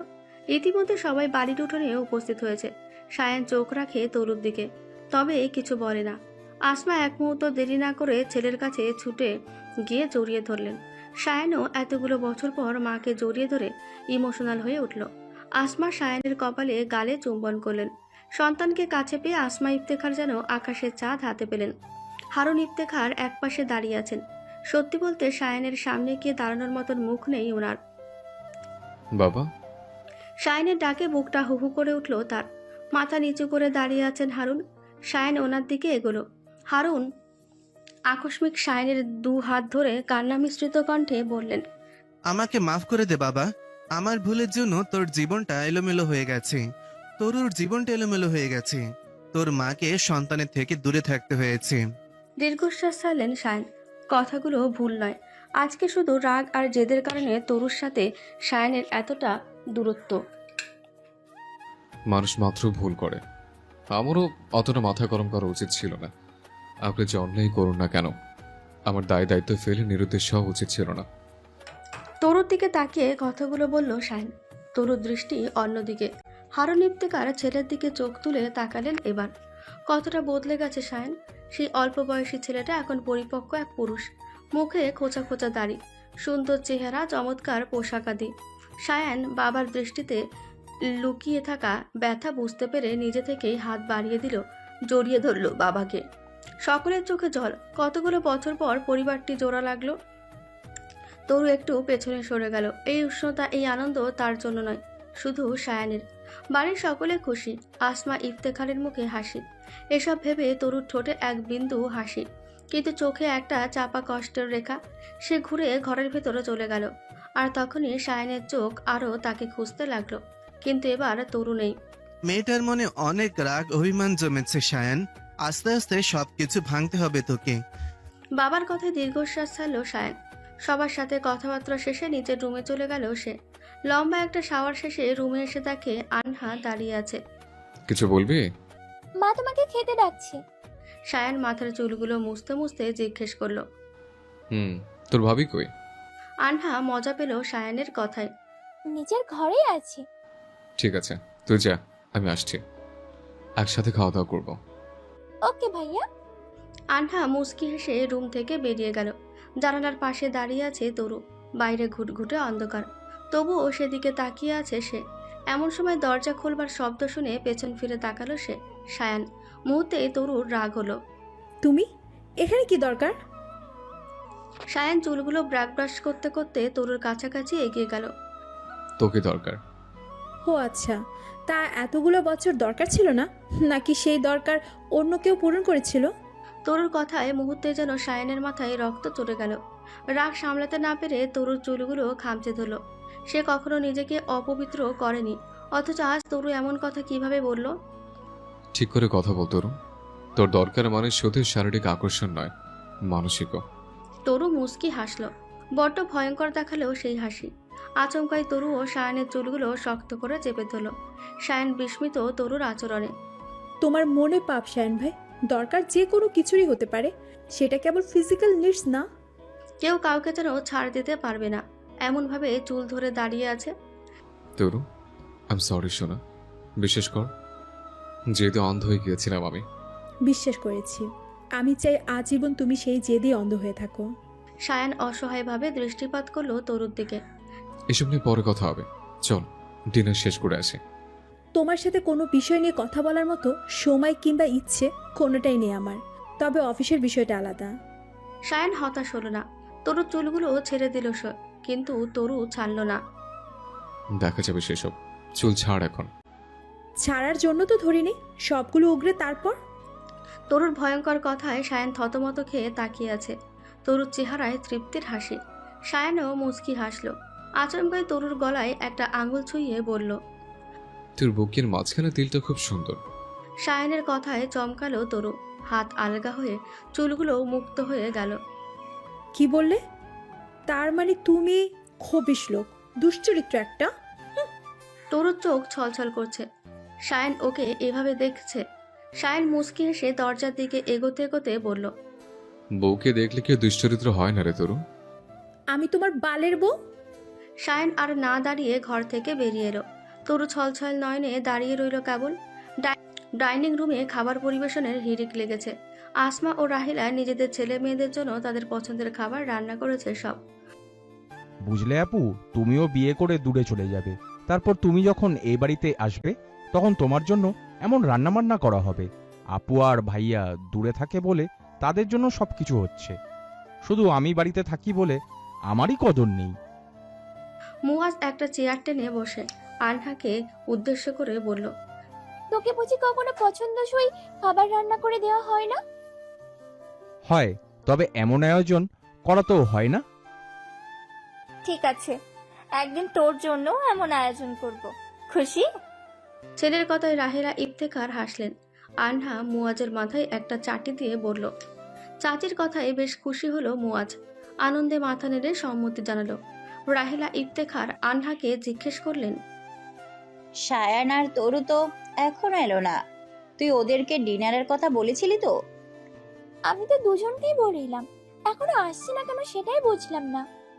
বুঝবি কিভাবে, তুই তো এখনো খুকি। আচমকা সায়ানের কথায় পেছন ফিরে তাকালো সবাই। আনহা ভেঙচি কাটলো। সায়ান এগিয়ে আসছে। আমি খোকি না। হ্যাঁ, তুমি তো বুড়ি হয়ে গেছো, 2 দিন পর বিয়ে। ভাইয়া? রাহেলা বললেন, তোমরা দুটোতে ঝগড়া করো না, খেতে বসো, আমি গিয়ে দেখি তরুটা কেন আসছে না। আসমা ইফতেখার ছেলে মেয়েদের খাবার দিচ্ছেন। রাহেলা এগোলেন তরুর ঘরের দিকে। ভাইয়া, তরু আপুর সাথে কথা হয়েছে তোমার? সায়ান খাচ্ছে। মুয়াজ প্রশ্ন করে তার দিকে তাকিয়ে আছে। আনহা উত্তর শোনার আশায় ভাইয়ের দিকে দৃষ্টিপাত করেছে। আপু না, ভাবি বলবি। মুয়াজ থতমত খেলো এবার। নিজের আপন বোনকে এখন ভাবি রাখতে হবে? না, এটা বিব্রতকর। ছ্যা, আমি পারবো না। তানা আপুকে বলো ও ডাকুক। পাঁচি ছেলে, যেমন তোর বোন পাঁচি, তেমনি তুইও। মুয়াজ, সবার সাথে কথা বলতে নেই, চুপচাপ খাবার খেয়ে রুমে চলে যা। আচমকা তরুর কণ্ঠস্বর শুনে চুপ করে গেল সায়ান। রাহেলা নিজে বুঝিয়ে সুঝিয়ে মেয়েকে খাবার খেতে নিয়ে এসেছেন। ওরে আমার স্পেশাল মানুষ রে, সবার সাথে কথা বলতে নেই, না বলে সোজা সাপটা বল। শায়ানের সাথে কথা বলবি না। সায়ানের কথায় সবাই হা করে তাকিয়ে আছে। তরুর সাথে সায়ান এভাবে ঝগড়া করবে? তরু তেড়ে এসে দাঁড়ালো সায়ানের পাশে। তোমার সমস্যা কি? আমি তো কিছু করিনি, তুই মুয়াজকে ওভাবে বললি কেন? ওহো, তুমি আমাকে আমার ভাইকে পাজি বলবে আর আমি কথা বলতে না করলেও সমস্যা? বক বক বন্ধ কর তরু, খেতে বস, তোর সাথে গুরুত্বপূর্ণ কথা আছে। ও যে বলেছিলাম না একটা জিনিস খুব সুন্দর, ওরকম আরো কিছু জিনিস দেখেছি আমি, সেগুলো বিষয় বলবো তোকে। তরুর চোখে যেন আগুন জ্বলছে এবার। পারছে না শুধু সায়ানকে সে আগুনে পুড়িয়ে দিতে। অসভ্য লোকটা অচেতন অবস্থায় ওসব তিল দেখেছিল, এখন সেসব নিয়ে আবার কথা বলছে। তরু আর কিছু না বলে মুয়াজের পাশে চেয়ারে গিয়ে বসলো। কেউ কোনো কথাবার্তা না বলেই কিছুক্ষণের মধ্যে রাতের খাবার খেয়ে যার যার রুমে চলে গেল। হারুন ইফতেখার খাটের একপাশে বসে আছেন, হাতে পান। পাশেই বসে আছেন আসমা। স্বামীকে পান বানিয়ে দিলেন তিনি। খাওয়া দাওয়া শেষে একখানা পান না খেলে খাওয়াটা যেন পরিপূর্ণ হয় না তাদের।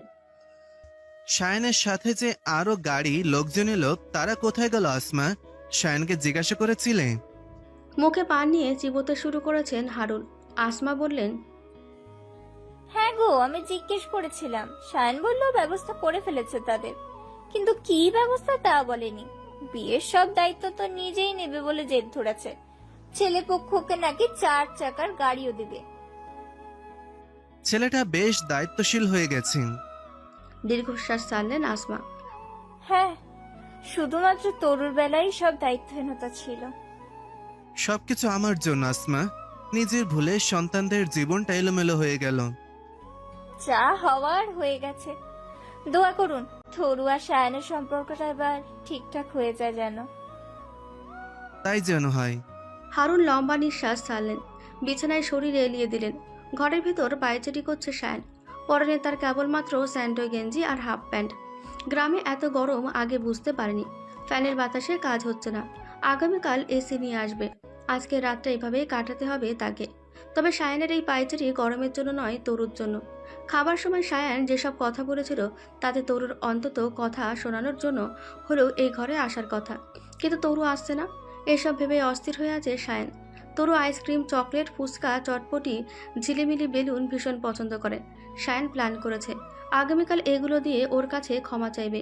যদিও তরু এত সহজে গলবে না, তবে চেষ্টা তো করতে হবে। দীর্ঘশ্বাস ছেড়ে ঘর থেকে বেরিয়ে গেল শায়ান। তরু না আসুক, সে তো তরুর রুমে যেতেই পারে। শুয়ে শুয়ে বই পড়ছে তরু। তাসমিয়া তাহসিন প্রিয়ার লেখা নতুন বই হামিংবার্ড। বইটা তরুর ভীষণ পছন্দের একটি বই। উপন্যাসের নায়কের প্রেমে পড়ে গেছে তরু। লোকটা টক্সিক হলেও তার ভালোবাসার ধরন জোশ লেগেছে। একদিকে রোমান্স, অন্যদিকে সিরিয়াল কিলারের কাহিনী, সব মিলিয়ে জমে ক্ষীর। এই গরু। আচমকা নিজের নামের এমন ব্যঙ্গ শুনে দরজার দিকে তাকালো তরু। শায়ান দাঁড়িয়ে আছে, পরনে কেবল একটা হাফ প্যান্ট। গরমের তীব্রতায় তার গলায় উঁচু হয়ে থাকা অ্যাডামস অ্যাপেল বেয়ে ঘামের ফোঁটা ফোঁটা গড়িয়ে পড়ছে বুকের দিকে।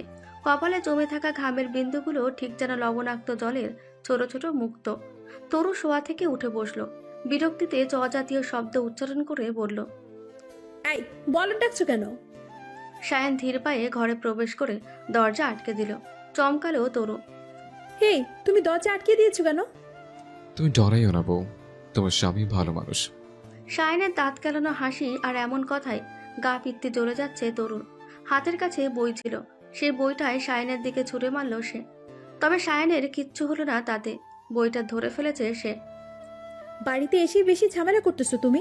যদি এরকমই করতে থাকো তবে আগামীকালে বাড়ি থেকে চলে যাব। শায়ান তরুর কাছাকাছি এসে দাঁড়ালো। এত রাগ কেন করিস? শান্ত হয় একটু। আল্লাহ তোকে এত গারেন দিছে যে মিনিটে মিনিটে আমি শখ খাই। ঠিক এই জন্য রাগ করি। ভালো করে কথা বলতে জানো না তুমি? হ্যাঁ জানি, যেমন তোর পিঠের তিলটাও খুব সুন্দর। তরু কটমট করে তাকালো এবার।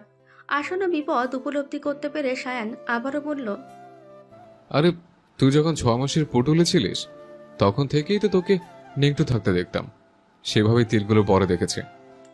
তরু স্বস্তির নিঃশ্বাস ছাড়ল। সায়ান আর যাই হোক মিথ্যা কথা বলে না। যাও এখন, ঘুমাবো আমি। সায়ান মিটিমিটি হাসছে আর হাতে থাকা হামিংবার্ড বইটা নেড়েচেড়ে দেখছে। বোকা মেয়ে মানুষ। বই তো পড়েছিস অনেক রোমান্টিক, কিন্তু লাভ কি? রোমান্টিক বই পড়ে যদি বরের সাথে এমন খ্যাক খ্যাক করিস তবে পড়ার কি দরকার? তরু সায়ানের থেকে বইটা নিয়ে বিছানায় রেখে দিল। শোনো সায়ন ভাই, তোমার আমার মধ্যে কিছু হবার নয়। তোমার প্রতি যতটুকু অনুভূতি ছিল সবটুকু এতগুলো বছরে শেষ হয়ে গেছে, তাই এসব পাগলামি বন্ধ করো। একটা রাত আমার সাথে থাক, অটোমেটিক সব অনুভূতি চলে আসবে। তরু চোখ পাকিয়ে তাকাতে সায়ান ফের বলল, তোর মনে পাপ তরু, আমি স্বাভাবিক কথা বলেছি, আমাকে একটা রাত সময় দে। নীরবে নিভৃতে আমি তোর মনে একটু হলেও নিজের জন্য জায়গা তৈরি করে নেব। বাল নিবে সারো তো। তুই দিলে আমি নিতে তাও পারি, দরকার হলে ডায়েরির পাতায় ফুলের মতো রেখে দেব। তরু ফ্যালফ্যাল দৃষ্টিতে সায়ানের দিকে তাকিয়ে আছে। সায়ানের তাতে কোনো হেলদোল নেই। সে ঘটালো আরেক কাণ্ড। হুট করে তরুকে জড়িয়ে ধরলো সে, মাত্র কয়েক সেকেন্ডের জন্য। তরু বুঝতেও পারল না ঠিক কি হলো।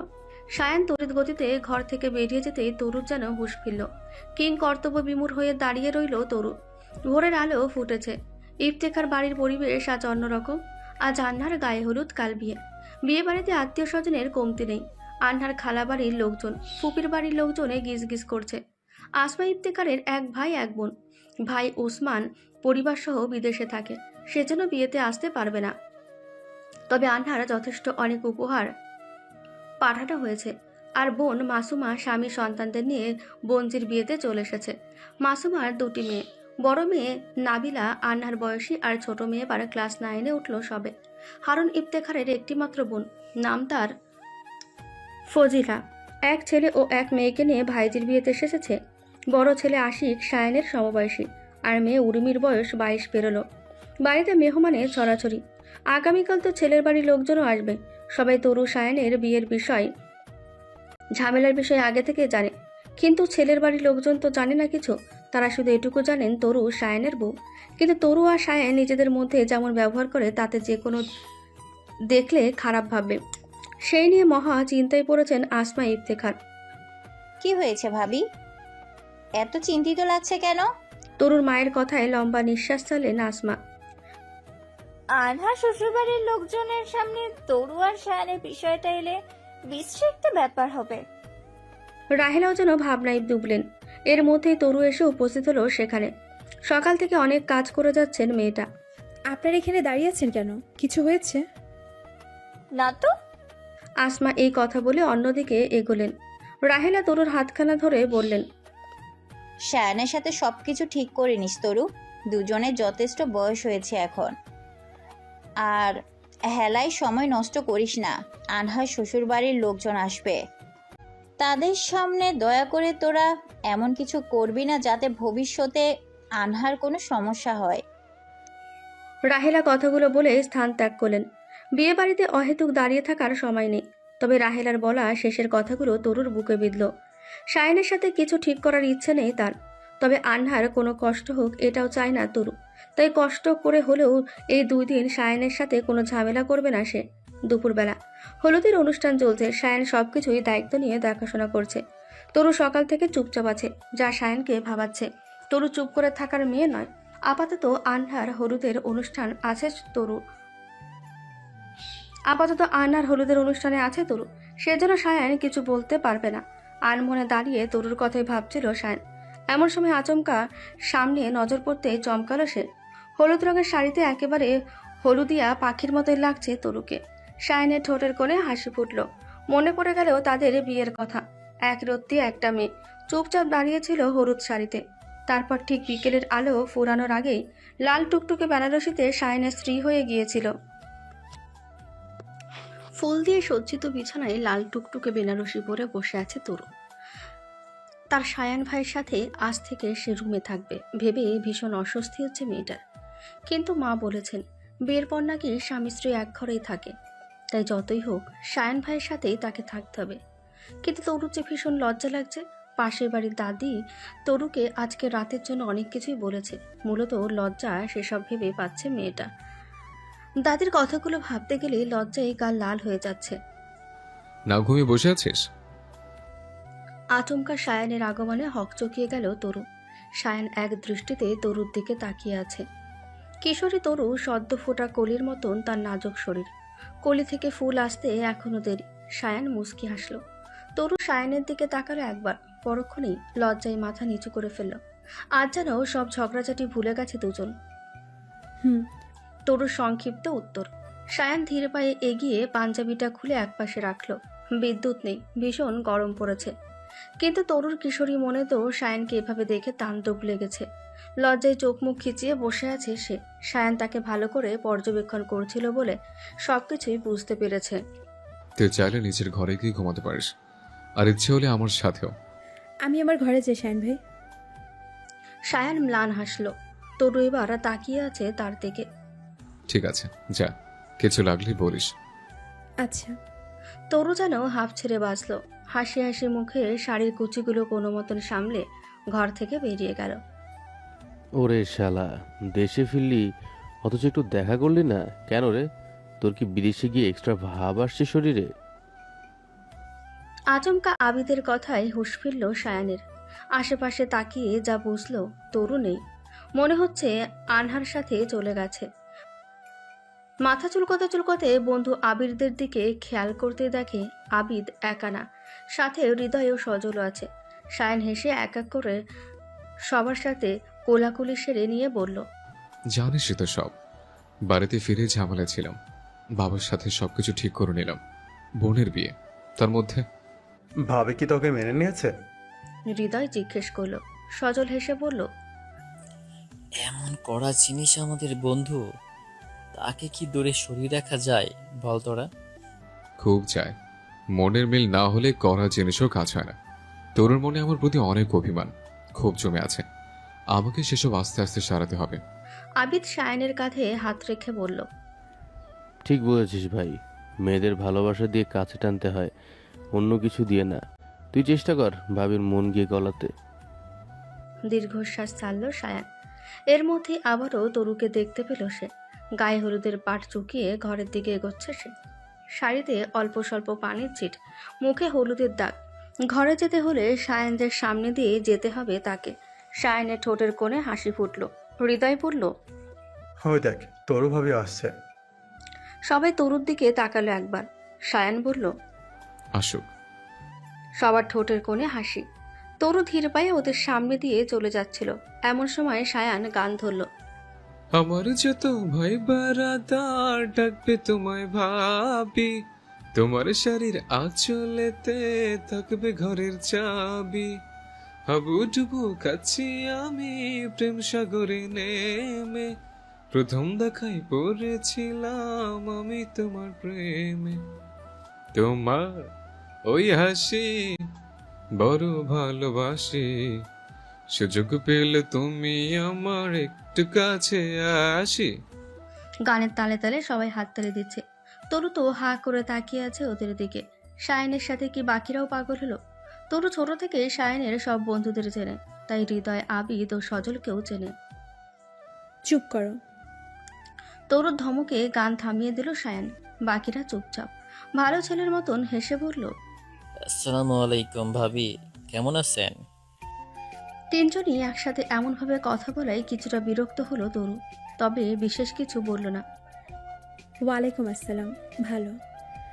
আমরাও ভালো আছি। তরু সায়ানের দিকে কটমটো করে তাকালো এবার। নিজের যেমন নির্লজ্জ বেহায়া, তার বন্ধুগুলোও তেমন। নইলে কেমন আছেন জিজ্ঞেস না করাতে কেউ আগ বাড়িয়ে ভালো থাকার কথা বলতে আসে? রাগে ফুঁসছে তরু। নিজের সাথে বন্ধুদেরও যোগ করেছে সায়ান। আমি ঘরে যাচ্ছি শায়ন ভাই। তরু আর কিছু না বলে সোজা ঘরে চলে গেল। তরুর প্রস্থানে সবাই সায়ানের জন্য হা পিত্তেশ করতে লাগলো। রাত 11টা। ইফতেখার ভিলার উঠোনে আলো আধারির খেলা। গাছের নিচে টানানো রঙিন বাল্বগুলো মৃদু বাতাসে দুলছে। পুরো বাড়িতে উৎসবের আমেজ। আনহার গায়ে হলুদের পর্ব চুকে গেছে। এখন কাজিনদের ছোট একটা আড্ডা চলছে। পেছনের বারান্দায় একটা গোল চেয়ারে বসেছে আনহা, আর তার চারপাশে ফুফাতো বোন উর্মি, খালাতো বোন নাবিলা আর চাচাতো ভাই মুআজ বসে আছে। সবাই গায়ে হলুদের হলুদ আর সবুজ জামা কাপড়ে রঙিন, হাসি ঠাট্টা শোরগোল। সবাই নিজেদের মধ্যে কথা বলছে, মাঝে মধ্যে টুকটাক গানের আড্ডাও চলছে। মুরব্বীরা সবাই নিজেদের ঘরে আছেন। সারাদিন কাজকর্ম শেষে সবাই বেশ ক্লান্ত। আগামীকাল আবার বিয়ের কাজকর্ম আছে। সায়ান আর আশিক উঠোনের এক কোণায় বসে নিজেদের মধ্যে গল্পগুজব করছে। কতগুলো বছর পর দেখা হয়েছে তাদের। কাজিনদের সাথে দেখা হলে ভালোই লাগে, ছোটবেলার স্মৃতি মনে পড়ে যায়। তারপর তরুণের সাথে কথা বললি কখন? সায়ান হাসল। আশিক ঠোঁটের করে সিগারেট গুজে তাতে আগুন দিতে ব্যস্ত। এক্ষুনি যাব। হ্যাঁ, চলে যা বউয়ের কাছে, একটু একটু আদর কর, মিষ্টি করে ক্ষমা চাইনি সব কিছু। ওকে। সায়ান আশিকের কাঁধে হাত রেখে বলল, তোর তো দেখছি হেভি অভিজ্ঞতা। ঘটনা কি রে? ধুর, বউ না থাকলে প্রেমিকা তো আছে, সেখান থেকেই অভিজ্ঞতা অর্জন করেছি ভাই। মেয়ে মানুষের মান অভিমান বড় ভয় পাই। দুজনেই শব্দ করে হেসে উঠল। এবার সায়ান বসা থেকে উঠে দাঁড়ালো। আজকে তো তোর মন গলাবই। দরকার হলে বউয়ের পায়ে পড়ে যাব। বিবাহিত পুরুষ হয়ে বউ ছাড়া থাকতে কেমন মিসকেন ফিল হচ্ছে। রাতে বউ আমার একা থাকে, আর আমি থাকি কোলবালিশ দুটি নিয়ে। ভুল যখন করেছি সব শুধরেও নেব। সবই ঠিক আছে, শুধু মাপ চাইতে গিয়ে তরুকে গরু ডেকে ফেলো না তুমি, তাহলে তোমার গোষ্ঠী সহ আমারও গোষ্ঠীর উদ্ধার করে ফেলবে। আশিক হাসতে হাসতে কথাগুলো বলে ফোন হাতে অন্যদিকে এগোলো। জিসা কল করেছে, আশিকের জিএফ। সায়ন এগোলো তরুর ঘরের দিকে। আজকে সে তরুকে তার প্রতি আকর্ষিত করেই ছাড়বে। তার জন্য আইসক্রিম থেকে শুরু করে ঝিলিমিলি বেলুন সবকিছুর সাথে নেবে সে। জি স্যার, সব কিছু ঠিক আছে, আপনি চিন্তা করবেন না, কোম্পানির জন্যই তো সব কিছু করছি। ড্যানিয়েল হারগ্রোভের সাথে ভিডিও কলে কথা বলছে তরু। একটা ফাইল সম্পর্কে কিছু তথ্য জানতেই ড্যানিয়েল তড়িঘড়ি করে কল করেছিলেন। ফাইলের বিষয়ে কথা হওয়ার পর সায়নের কোম্পানির বিষয়েও কথা হচ্ছে। তরু, ঘুমিয়েছিস? আচমকা সায়নের কণ্ঠস্বর শুনে নড়েচড়ে উঠলেন ড্যানিয়েল। তরুণীমার সাথে সায়ন ইফতেখার, কিন্তু কেন? সায়নের আগমনে তরু বিরক্ত হলো। কোনো প্রকার উত্তর না দিয়ে ড্যানিয়েলকে তরু বলল, স্যার, আমি আপনাকে পরে কল করে নিচ্ছি। লেটস ওকে তরুণীমা, বাট উনি? সায়ন ইফতেখার আমার কাজিন, রাখছি স্যার। তরু এটুকু বলে কল কেটে দিল। সায়ন এতক্ষণে রুমে ঢুকে চকলেট, আইসক্রিম, ফুচকা, ঝিলেমিলে বেলুন, হাওয়াই মিঠাই সবকিছু এক এক করে টেবিলে ও বিছানার ওপর রেখেছে। এত রাতে এসব নিয়ে এখানে এসেছো কেন?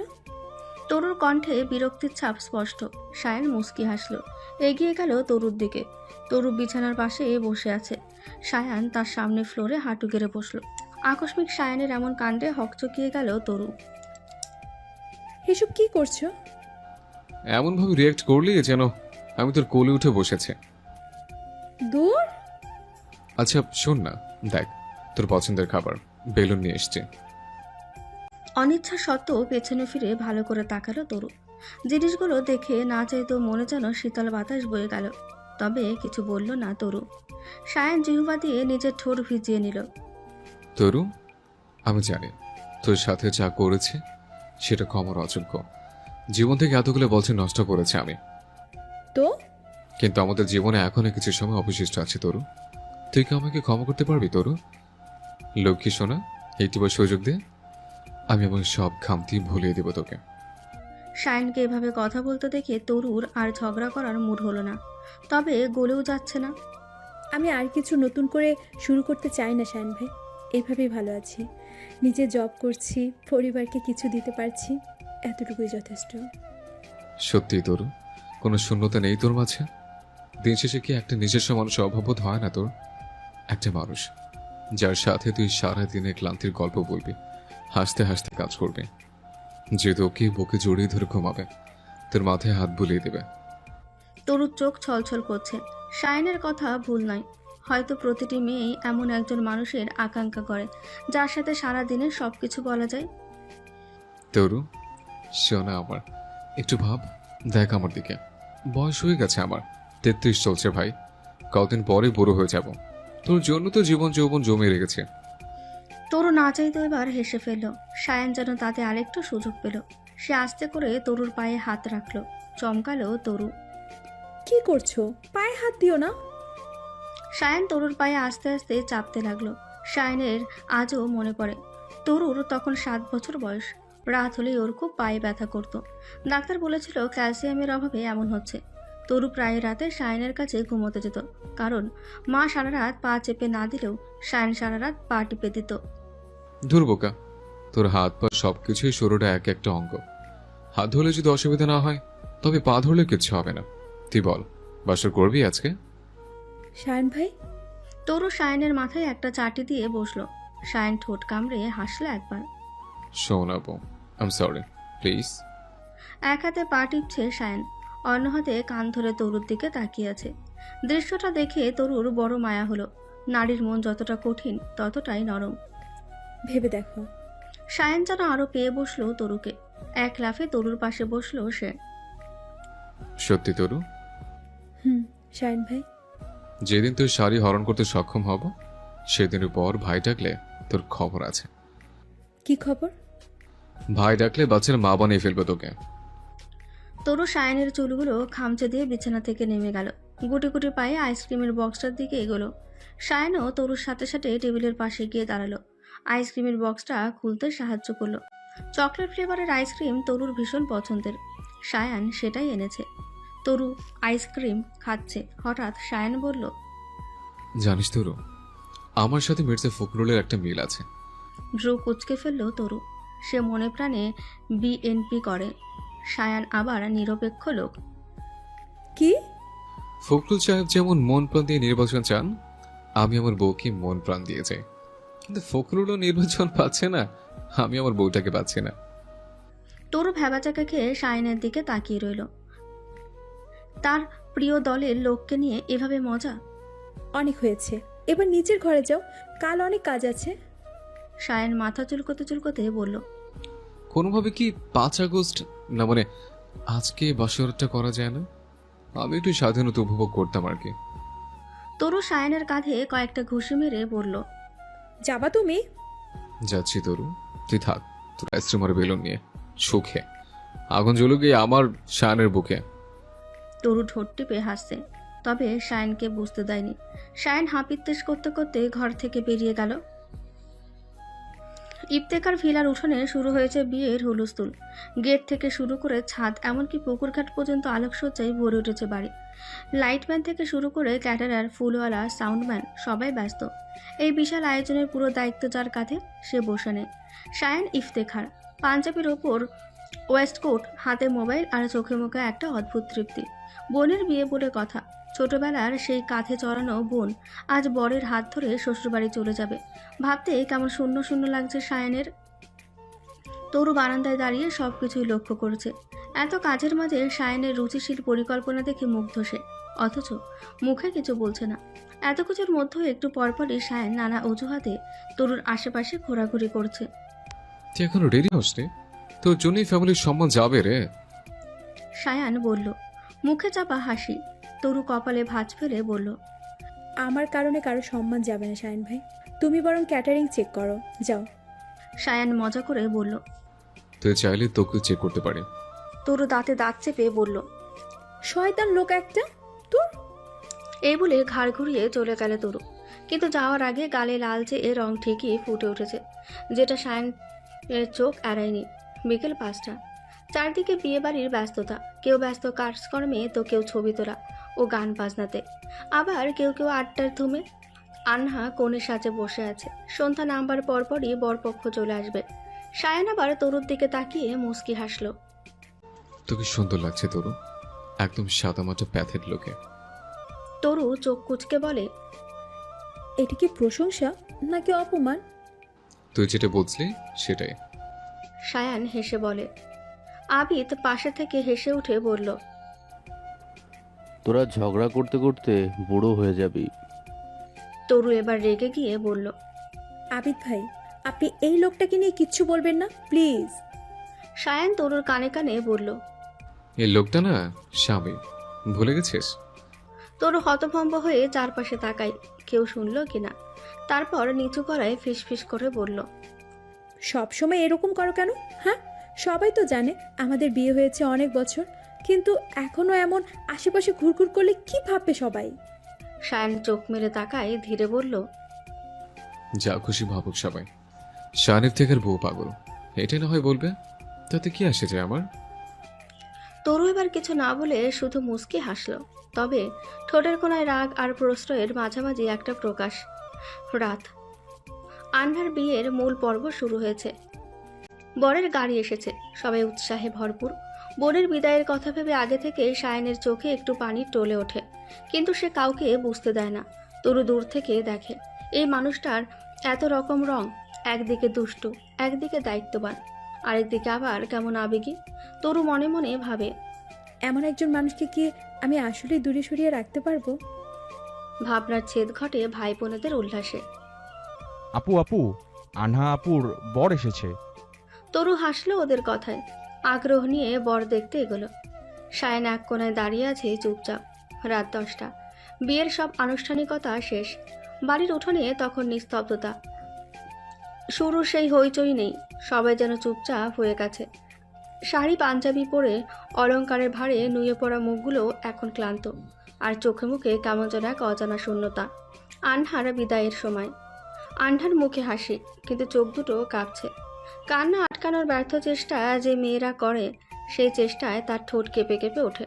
দুহাতে মা আসমার হাত ধরে আছে, যেন শেষবারের মতন ছুঁয়ে নিচ্ছে মায়ের আদর। সায়ন দাঁড়িয়ে আছে ঠিক সামনে, তাকে দেখে অনেক সময় আন্না নিজের চোখের জল ফেলেনি, কিন্তু আজ সেই সায়নের বুকেই মাথা রেখে হু হু করে কেঁদে ফেলল। ভাইয়া! শুধু এই একটা শব্দ, তারপর আর কোনো ভাষা নেই। কান্নার ঢেউ বুক জুড়ে বাজছে। সায়ন কিছু বলল না, শুধু মাথায় হাত রাখলো, কপালে ঠোঁট ছুঁয়ে বলল, তুই শান্তিতে থাকিস, সুখে থাকিস। আসলে এটা এক ভাইয়ের প্রার্থনা, বোনের জন্য তার হৃদয়ের গোপনতম চাওয়া। আবেগে সবাই যখন চোখ মুছছে, আসমা, হারুন, আনহার খালা, ফুপি, কাজিনরা, বান্ধবীরা সবাই যেন থমকে গেছে। তরু পাশে দাঁড়িয়ে পুরো দৃশ্যটা দেখছে, চোখে জল ছলছল করছে তারও। তবুও সায়নকে দেখছে তরু।